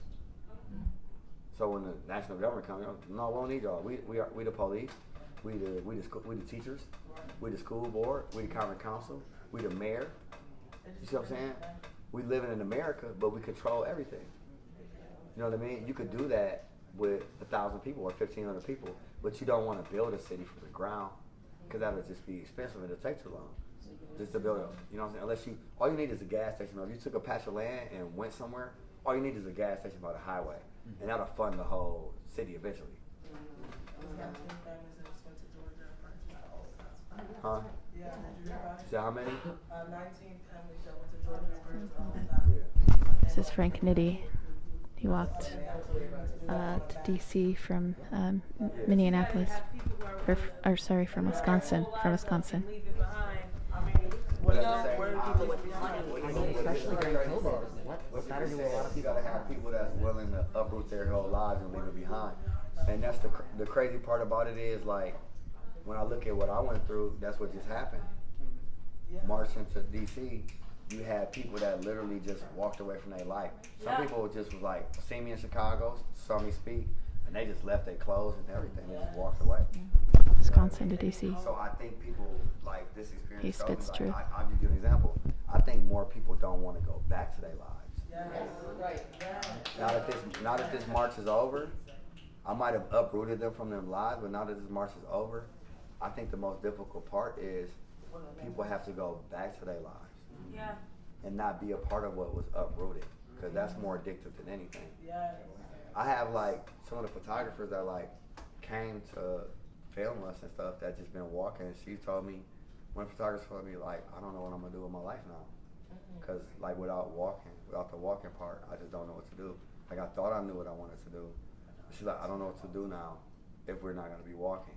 And she was the photographer. So I can only imagine like the individuals that have been walking with me on this journey that have like uprooted their lives and what they're gonna do from here on out. You know what I'm saying? So I think that people would, I don't want to sound arrogant or anything, I think that if I did try to move to a town, I think there's a lot of people from a lot of cities that would actually go. That would actually go. I'd go. I think at this point, like you're saying, people are willing to uproot and leave just because of how bad rural communities are, especially right now. I don't have the money to buy time, but you know what I mean. How has the experience of walking like across the country, almost coming to DC and being an activist like in Milwaukee, how has that changed you personally? How do you feel like it's affected your life? How do you see yourself moving forward after this? For me, I think that like privately I talk about certain things. One of the most emotional moments I had was offline. Like all the most, like if y'all only saw what y'all didn't see, like when Sino was in the hospital when he first got shot, and I went in there with him and I didn't have my camera, and he got shot in the face, and he had all these bullet cases in his whole chest and arms and over his whole body. Like I say about 200 shell pieces was in him. And he was crying. He was telling me, you gotta keep going and you gotta go on, and just the stuff he was saying to me, it was literally like being in a movie, talking to him, and it was off camera, so there was no reason for him to be giving me like movie script type shit. You know what I'm saying? That's how cinematic it was. But like those experiences, I've had private conversations where I can be more vocal about how I truly feel about it. And walking across the country, one day I had cried really bad. And it was like when people were giving us support, I think it was like after, right in Warsaw, like after Indiana, I can't remember when it was. But I was crying really bad because I was like, I don't know if I'm being Milwaukee no more. Like as a Milwaukee activist, I was like, I don't know, like if I'm gonna really live there no more. And I was really emotional about it because I had just felt like I had told Sino like I belong to the world now. You just want to see and experience like more. Well, no, I can't. I don't, like there's too many places where I went that was like, Portland needs your help, Fort Wayne needs your help, such and such needs your help, such and such, and I was like, I would be selfish to just stay in Milwaukee. I actually just had someone comment and say you should come to Australia and speak because they love you over there and that's crazy. feel like you're an inspiration. So. That's what I'm saying. I did Canada CNN today. You know what I'm saying? I'm like, and Canada, if it were hot up there, I would move there. Yeah. But so on that aspect, I was like, to see like people actually like, it's still, like I said, it's still unreal to me. Have all these people in here, to have people looking for where I'm going, to have people listening to what I'm saying, to have people supporting my vision. It's still unreal. So when I saw other cities, like actually walking through them, like the mom in Pittsburgh was like, this is the best thing that happened to me since my son died. I was like, I'm like, man, we didn't even know they were protesting. The media was gonna meet me there, and they were like, there's a protest here. I said, all right, we're gonna pull up. And we pulled up, and I spoke on behalf of her son. I walked over and I talked to her, and I took her to do an interview with me, and told them, don't even talk about me marching if y'all aren't gonna talk about what this mama going through. I don't want to hear about my story if y'all ain't talking about hers in your own city. You know what I mean? And I gave her $1,000 and had everybody on my Cash App, Flutter Cash App the whole day. I just had posted hers and some of the Flutter Cash App. And she was just so overwhelmed. She was like, this is the best day I've had since my son died. And other activists in Pittsburgh pulled up like, man, the way you do things, like I wish they did that here. And that just let me know that like I was sad because I'm like, man, you don't want to leave your hometown, especially when stuff like you making changes there. I literally have 2 murals and a holiday there that I just got this year. So they finally started to appreciate me. You know what I mean? You know what I mean? I've been in my whole life fighting for change. You know what I'm saying? Right. And now I realize that other cities had appreciated me and they actually needed my help. You always think like, I'm from Milwaukee, so I'll do my part at home. But when people start to actually need your help, it changes you when you see that. And I was like, man, I belong to the world now. Like, wherever I'm needed, I have to go. I have to go where people need me. I can't just say, these are problems in Milwaukee, these are problems in Milwaukee, these are problems in Milwaukee. Because that lady in Pittsburgh, nobody ever knew her story. There's families that no one knows their story. And that's where I think I need to be. There's too many black people dying that nobody hears nothing about because there's not a big story made about it. And get falsely incarcerated. Yeah. Yeah. And then on the walking aspect, America is beautiful when you walk. The land is beautiful, the people are ugly. And when we walked, we saw some of the most beautiful landscapes in the world. Like some of those mountain looks, some of those scenes, I was like, man, this is why white people live here. Like literally, I was like, man, this is beautiful. Ask them how much is rent, they're like $500-$600 for rent. They stand in these houses that looked like, you can ask them. We were passing houses, and then you walk through black neighborhoods, and they had whole black neighborhoods that were closed. Like every white, we walked through all these white neighborhoods, and I've never seen like 3 or 4 foreclosed properties in one white neighborhood. We walked through black neighborhoods, the whole thing closed down. Whole neighborhoods, Gary, Indiana, the whole neighborhood was closed down. The whole neighborhood, dude. And it's 2 Americas out here.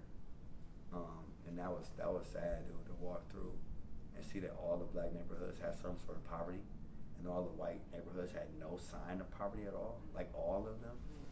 To literally, you know, you think it conceptually like, oh, white people live like this, but to see how white people really live and to see how they act, because when I talk about a black city and a black town where there's 1,500 people and we live there and we can have the police and all that, that's every white city in America. Literally, like when I walked through Indiana, that was every city in Indiana I walked past. It was nothing but like 20,000 white people that they were from there their whole life. Their grandparents was from there when there was only 1,500 white people and shit. Yeah, and they lived there. They're the police, and they're everything there, so they can't do anything wrong. And when you walk through their community, the police are hanging with them and blocking them and start, let these niggas walk past, man. Just don't start nothing. And they, you know what I mean?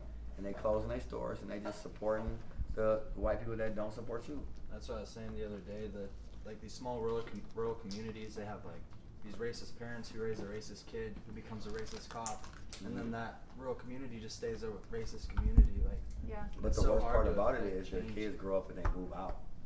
They move to Milwaukee, they move to Chicago, and then they become judges and lawyers and police there. Yeah. And then that's how you get those breeded racist people, because they've never had experiences with black people.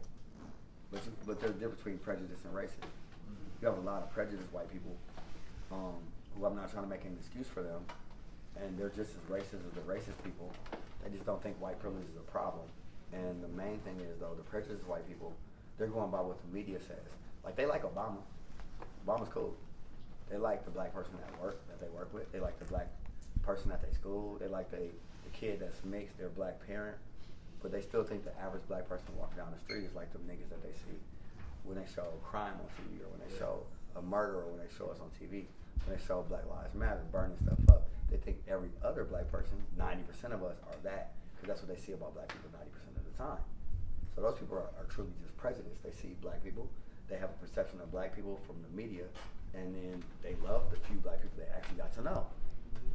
They just don't know any black people because their community and everything doesn't like resound with a lot of black people. And then you have like white people that just hate black people, period, no matter what they do.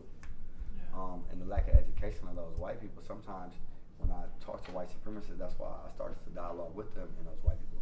They change on the spot. You've seen it several times in my life. I actually talk to them, and they'll think they're white power, they'll think they're white supremacists. And then I'll talk to them and they'll be like, man, I'm really glad I got to talk to you. You cool as shit. You know what I'm saying? I'm like, yeah. Like, they learn a lot of stuff. And then they stick their fist up for Black Lives Matter. Then you also have like 1 out of the 7 that would just be like, I'm still a white supremacist. Because their dad and that shit in their brain and they want to give it up. I mean, who wants to give up privilege? Right. Yeah. Let's be real. Nobody wants to give up. White people don't want to give up their privilege. I don't blame white people for not wanting to give up white privilege. But you can't. You don't have to celebrate it because you don't want to give it up.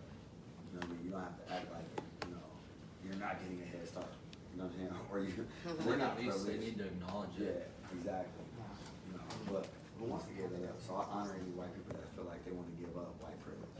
Because when, you know, like the one lady that was with us said, she walked with us for 7 hours, and they were calling her nigger and shit, like with us, and she just cried and bawled. She was like, man, I was able to leave. After 7 hours, I was able to leave and shit. I can't imagine like being black. Yeah, I've been called race traitor like over 100 times probably in the last like 2 months. Yeah.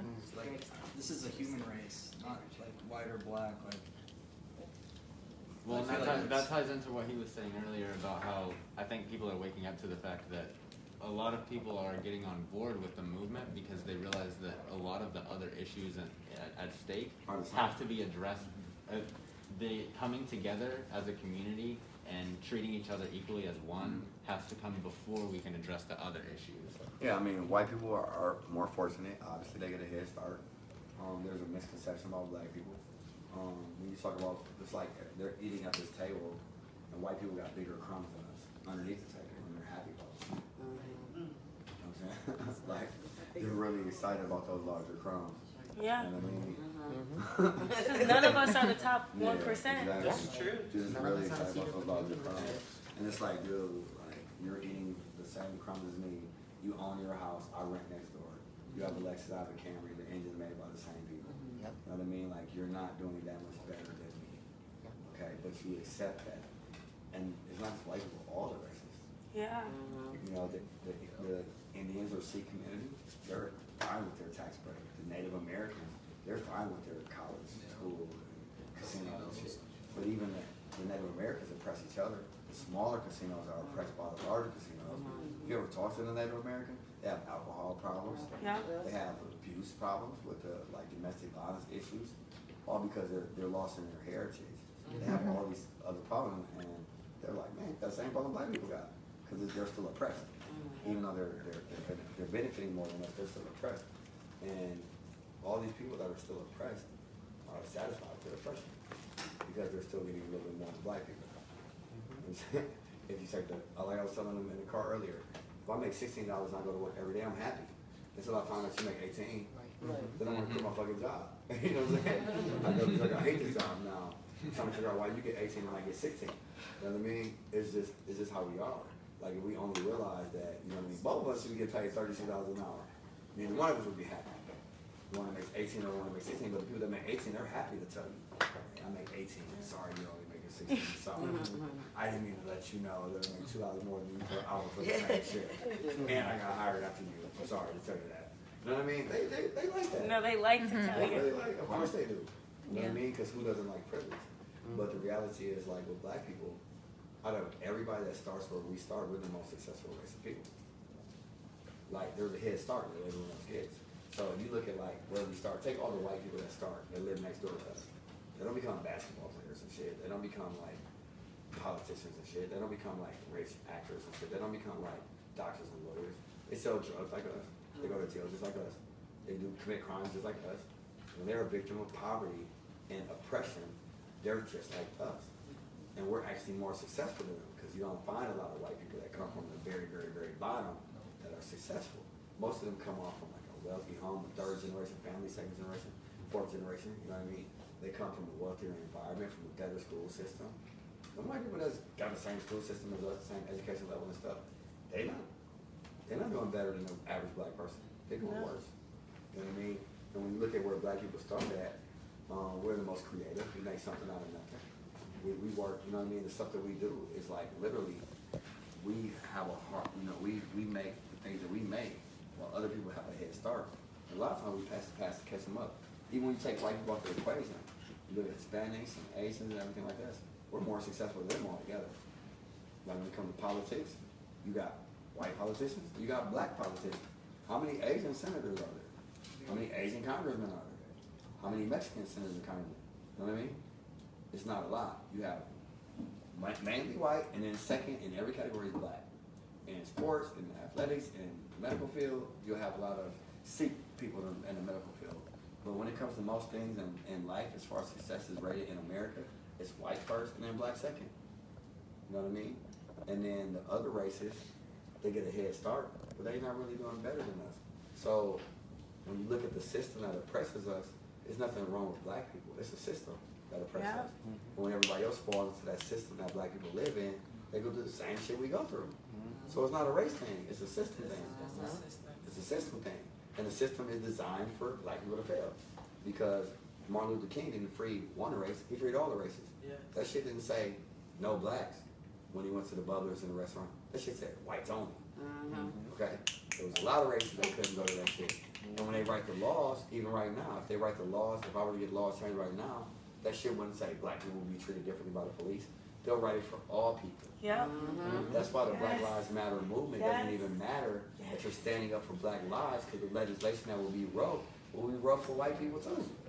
It'll be rough for Asian people too. It'll be rough for everybody too.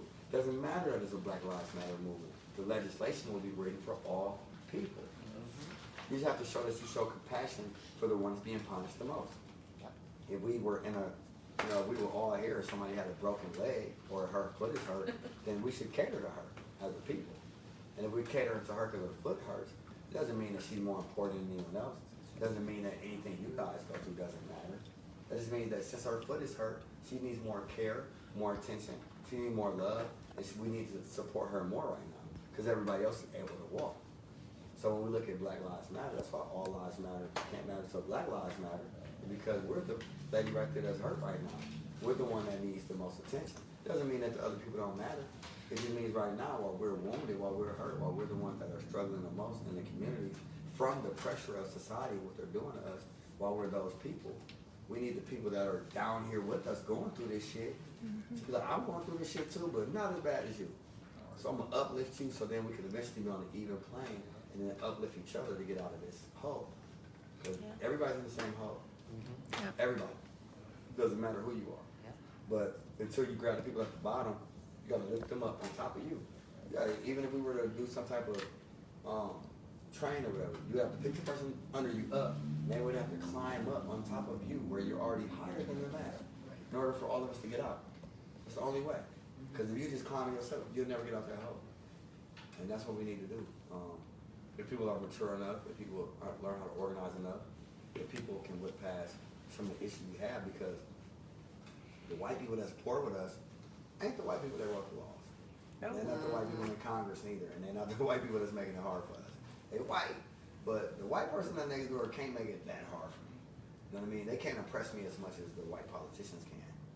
They can support me though more than the white politicians can, and their support can get you change, and that's what we need.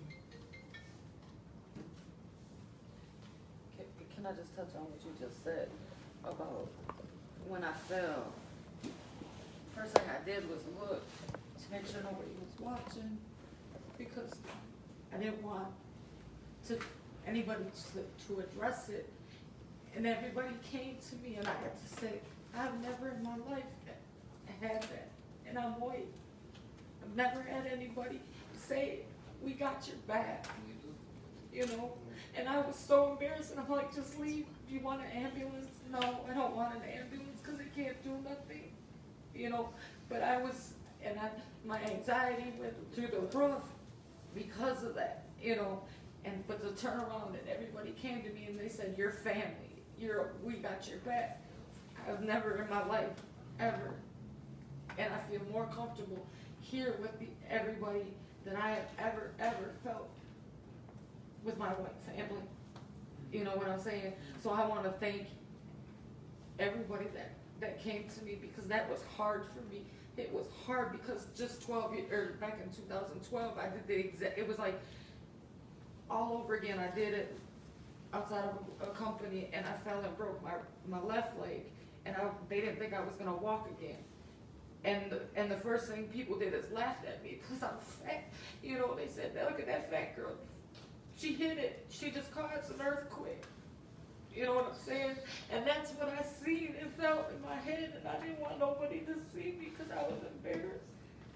Yeah, and I think that along this journey, a lot of people have found themselves. Like as we march, a lot of people have found themselves and stuff like that. And like, we've had people march with a shield and a sword. Where normally walking down the street, they would be criticized for having a shield and a sword.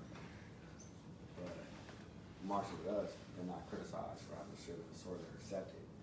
You can be gay, you can be straight, you can be tall, you can be short, you can be big, you can be little. You can be 99 or 9 years old, it don't matter.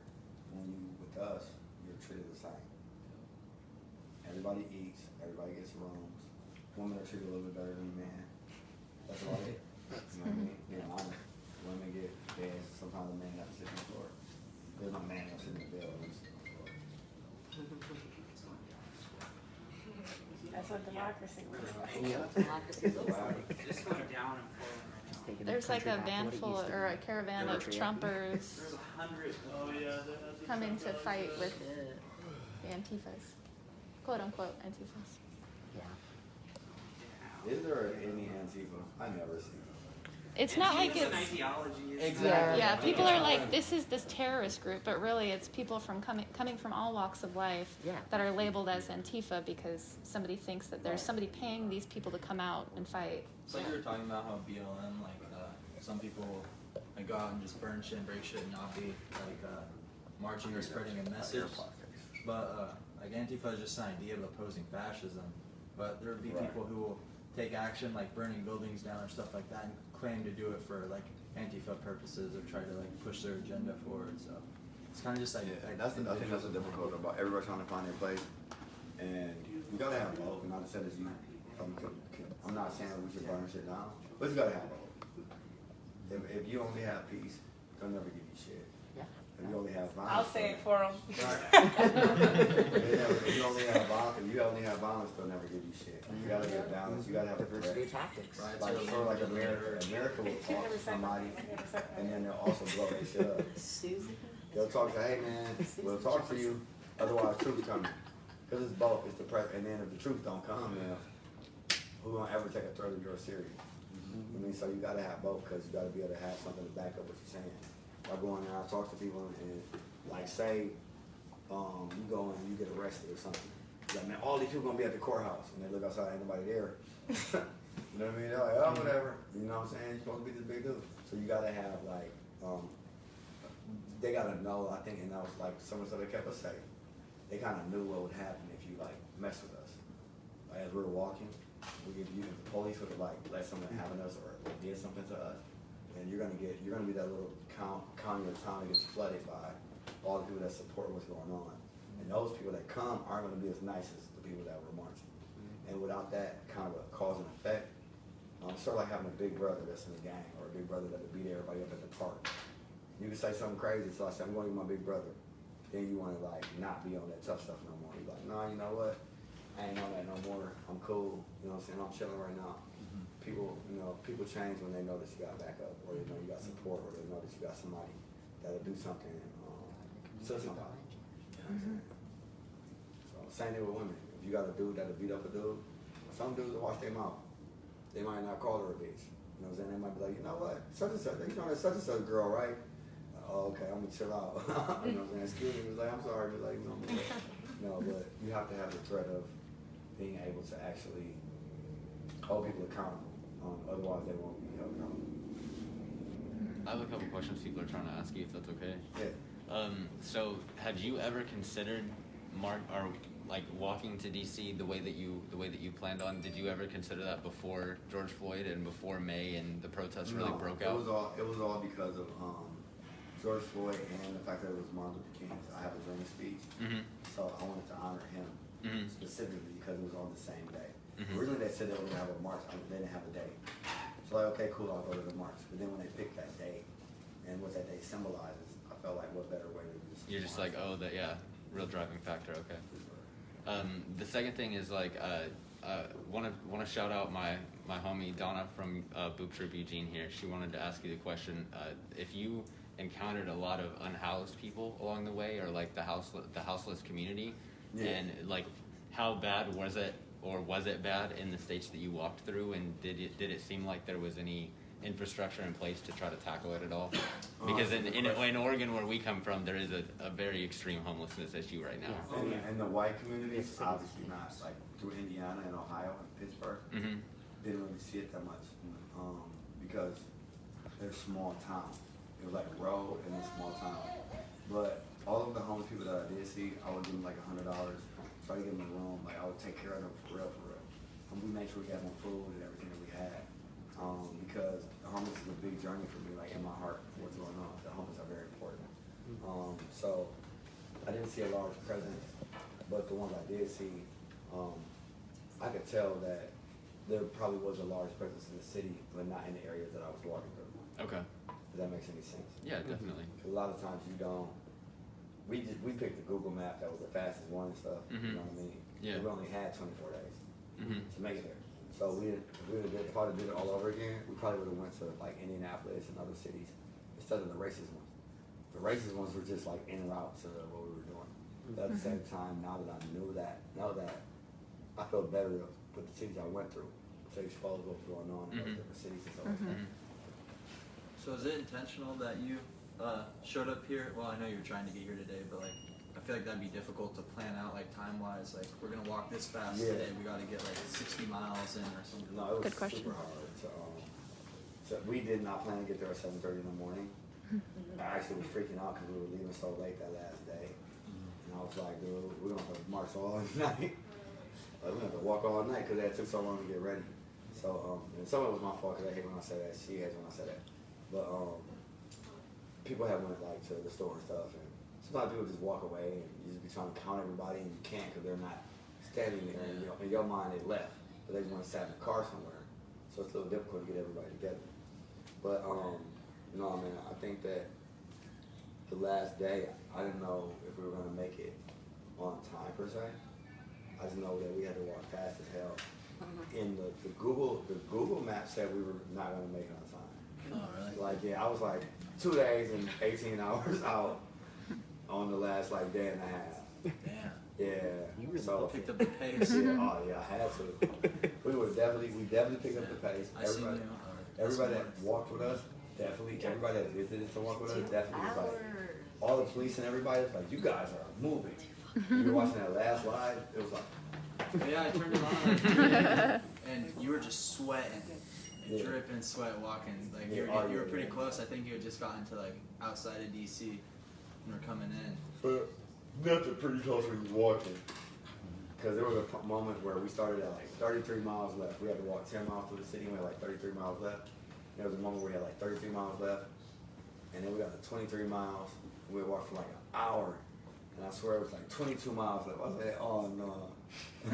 It was like something, I'm like, dude, this last hour was just like crazy. We walked like 9 miles and like, you know what I'm saying, to like 2 hours. And then the next third hour, it was like nothing had happened. And I was frustrated. And the police was like, you guys are moving. I was like, not if we got 20 miles left.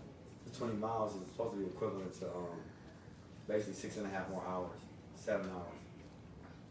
And that's too much. We've already walked for like 8 hours that day. Only 7 more hours left. Looking at the Google map when we were that last stretch and it said we were gonna arrive at 10:30 and I'm like, man, how are we gonna do? And we pulled in at 7:30. I was like, we were early. Like, wow, that was crazy. Y'all got moving so fast that night that I lay down for an hour. And it was uphill. And I almost missed y'all. The crazy part, it was uphill. Those moms were hard, those 2 moms.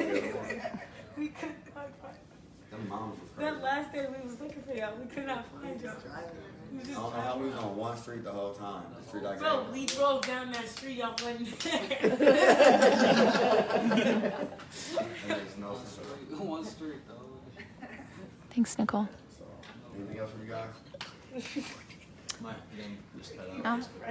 Yeah. You guys are welcome to me. You want to talk to Okay. other people's arguments. I guess I have one more question. It's not super important, but I was just curious. Did you drink a lot of coffee when you were, like, what gave you the energy? Just the spirit backing you up? Yeah, Was it just a water? journey. There was a lot of spiritual things that happened. I wasn't even drinking water. Just the adrenaline. I wasn't eating.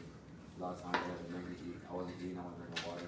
I went out with Cena one morning and walked like 20 miles that morning. It was like 3.5 hours or something. We were out. And I didn't even drink any water the whole walk. Dang. I was just like, fine. Wow. No coffee. I didn't want to use the bathroom. Coffee, Yep. coffee, you have to use the bathroom. Diuretic. I would not use nothing that was going to make me have to use the bathroom. And honestly. And then Red Bulls, I didn't want to crash or anything. I think he's tired. All drinks and stuff like that. And then eventually, like, because there was so many people, there was a security concern. I wasn't, like, if people brought the stuff, I couldn't drink it. Or I couldn't eat it. Yeah, that makes sense.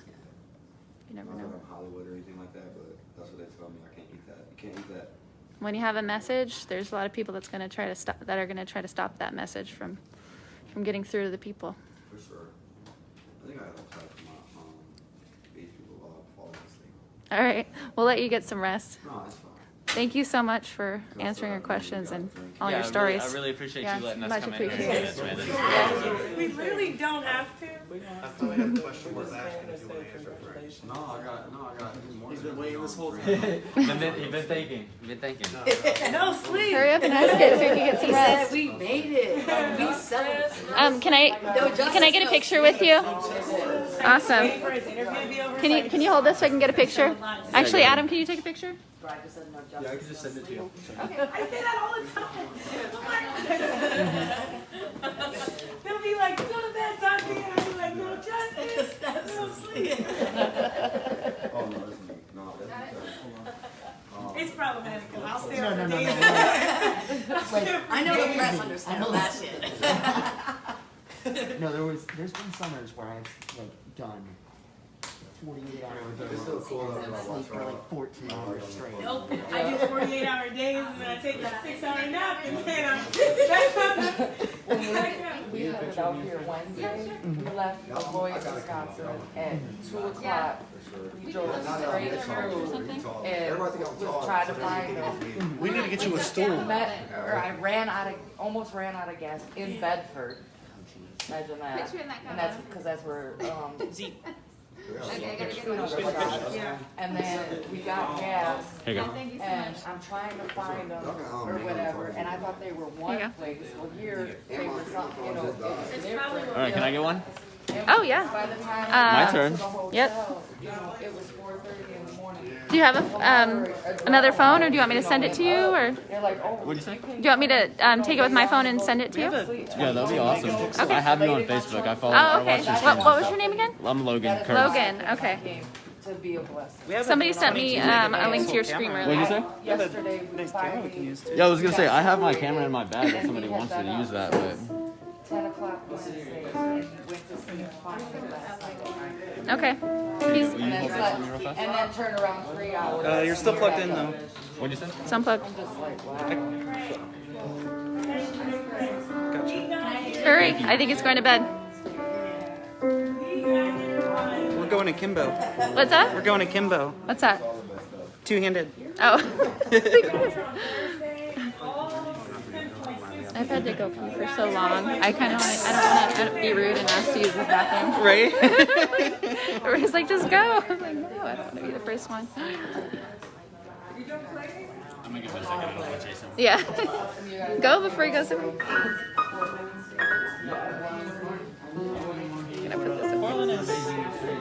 It's going down.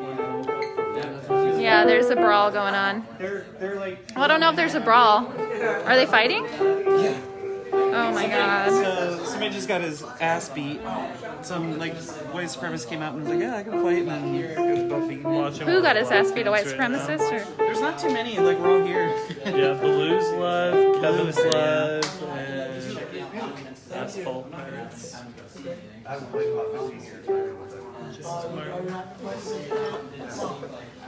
Here's all the streamers behind me. Streamers. This is great. Logan's being shy. Just get in there, Logan. Don't be shy.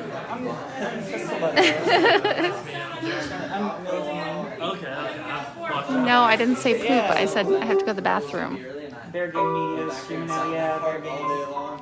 5:30, I had to go pass out. It had been like 55 hours. Logan, did he go to bed already? Did he go to bed already? Who?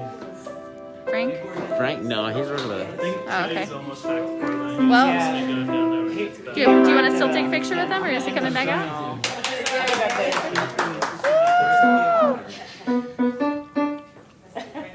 What's the next step? Thank you. I think Adam took a pic too. Since we all left, he was at 800 earlier. Let's see what's going on in Portland. There's like hundreds. Let me see. I'm Crystal, by the way. Milton Mom. Yeah, I follow you, but I don't think you ever. Everyone's like, "Oh, I know who you are," and I'm like, "I have no idea who any of y'all are." I haven't actually met anyone. I met you in person over when there was that DRS, like with the girl with the umbrella. That was amazing. Yeah, I got that, but I got it from behind. Yeah. And I think you're in my video, like, recording.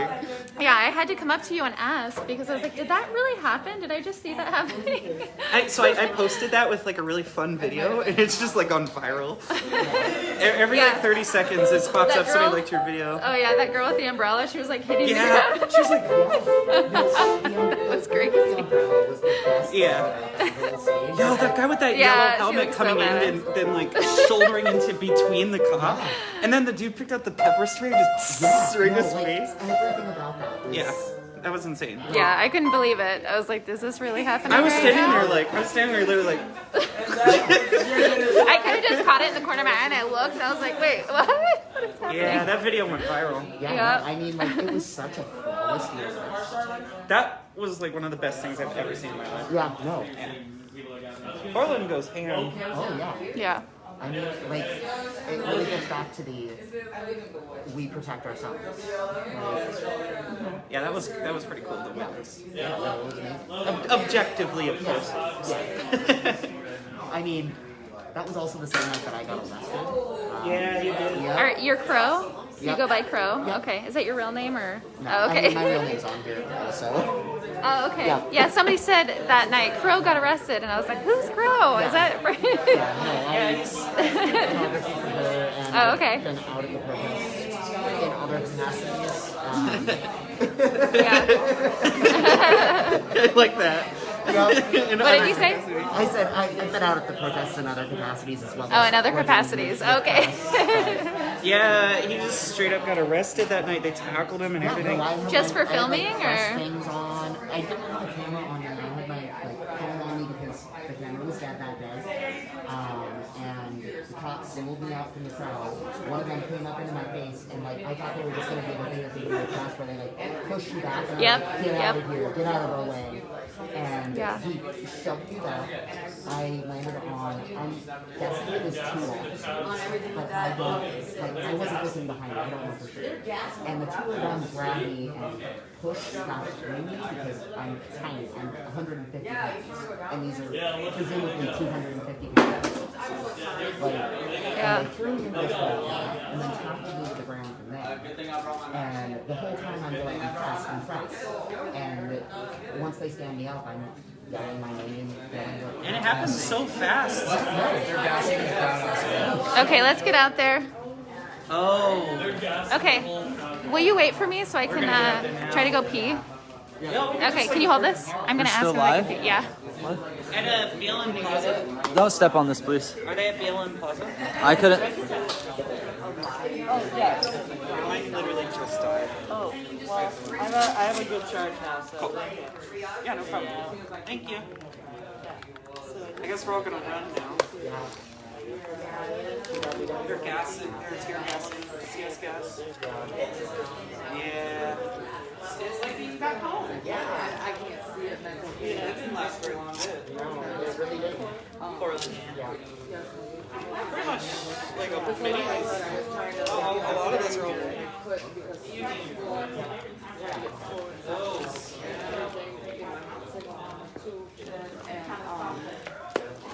I was just like, you know, another excuse and this grandbaby, and I will die fighting, you know, and I've never felt alone, and so I just woke up on Wednesday, and I told my friend, I'm like, let's go. I came here with everything that I had, you know, which wasn't one, and I said, I have to be a person, I have to help change, because my daughter get called B-word all the time. She wasn't allowed to play sports when we took her to a better school because it was a white school, you know. But I had to get her out of Beloit school. This we're a failing district, you know. And as a teacher, I can't feel my own children, you know. And I'm trying to help all these other children, you know. And I'm blackballed because of that out of the school district, you know, because I support my kids, you know, my kids can come to me, you know, I try to help people. It's for you. I was just like, think it was a spiritual thing that I needed to come, but everything that has played out and the way that it's played out, just everything is what I imagined. So I'm grateful for that. I'm grateful for everybody that's came. But when I found that was like a real turning point. See that was like when I've been with the person, everyone's and it was like when I first met up with them when we parked, we had one person that, you know, she just I found out later that she just like, she was very mean. You know, you gotta stay close, you gotta do this, you gotta do that. And I'm like, okay, I said, I'm sorry, I just got here, I just drove 6, I don't care where you are, you know, but other than that, never had just the most humbling experience. You're welcome, thank you. Be safe if you guys are going outside. I'm like, I don't know what's going on. I still want to like. Okay, Adam sent you down.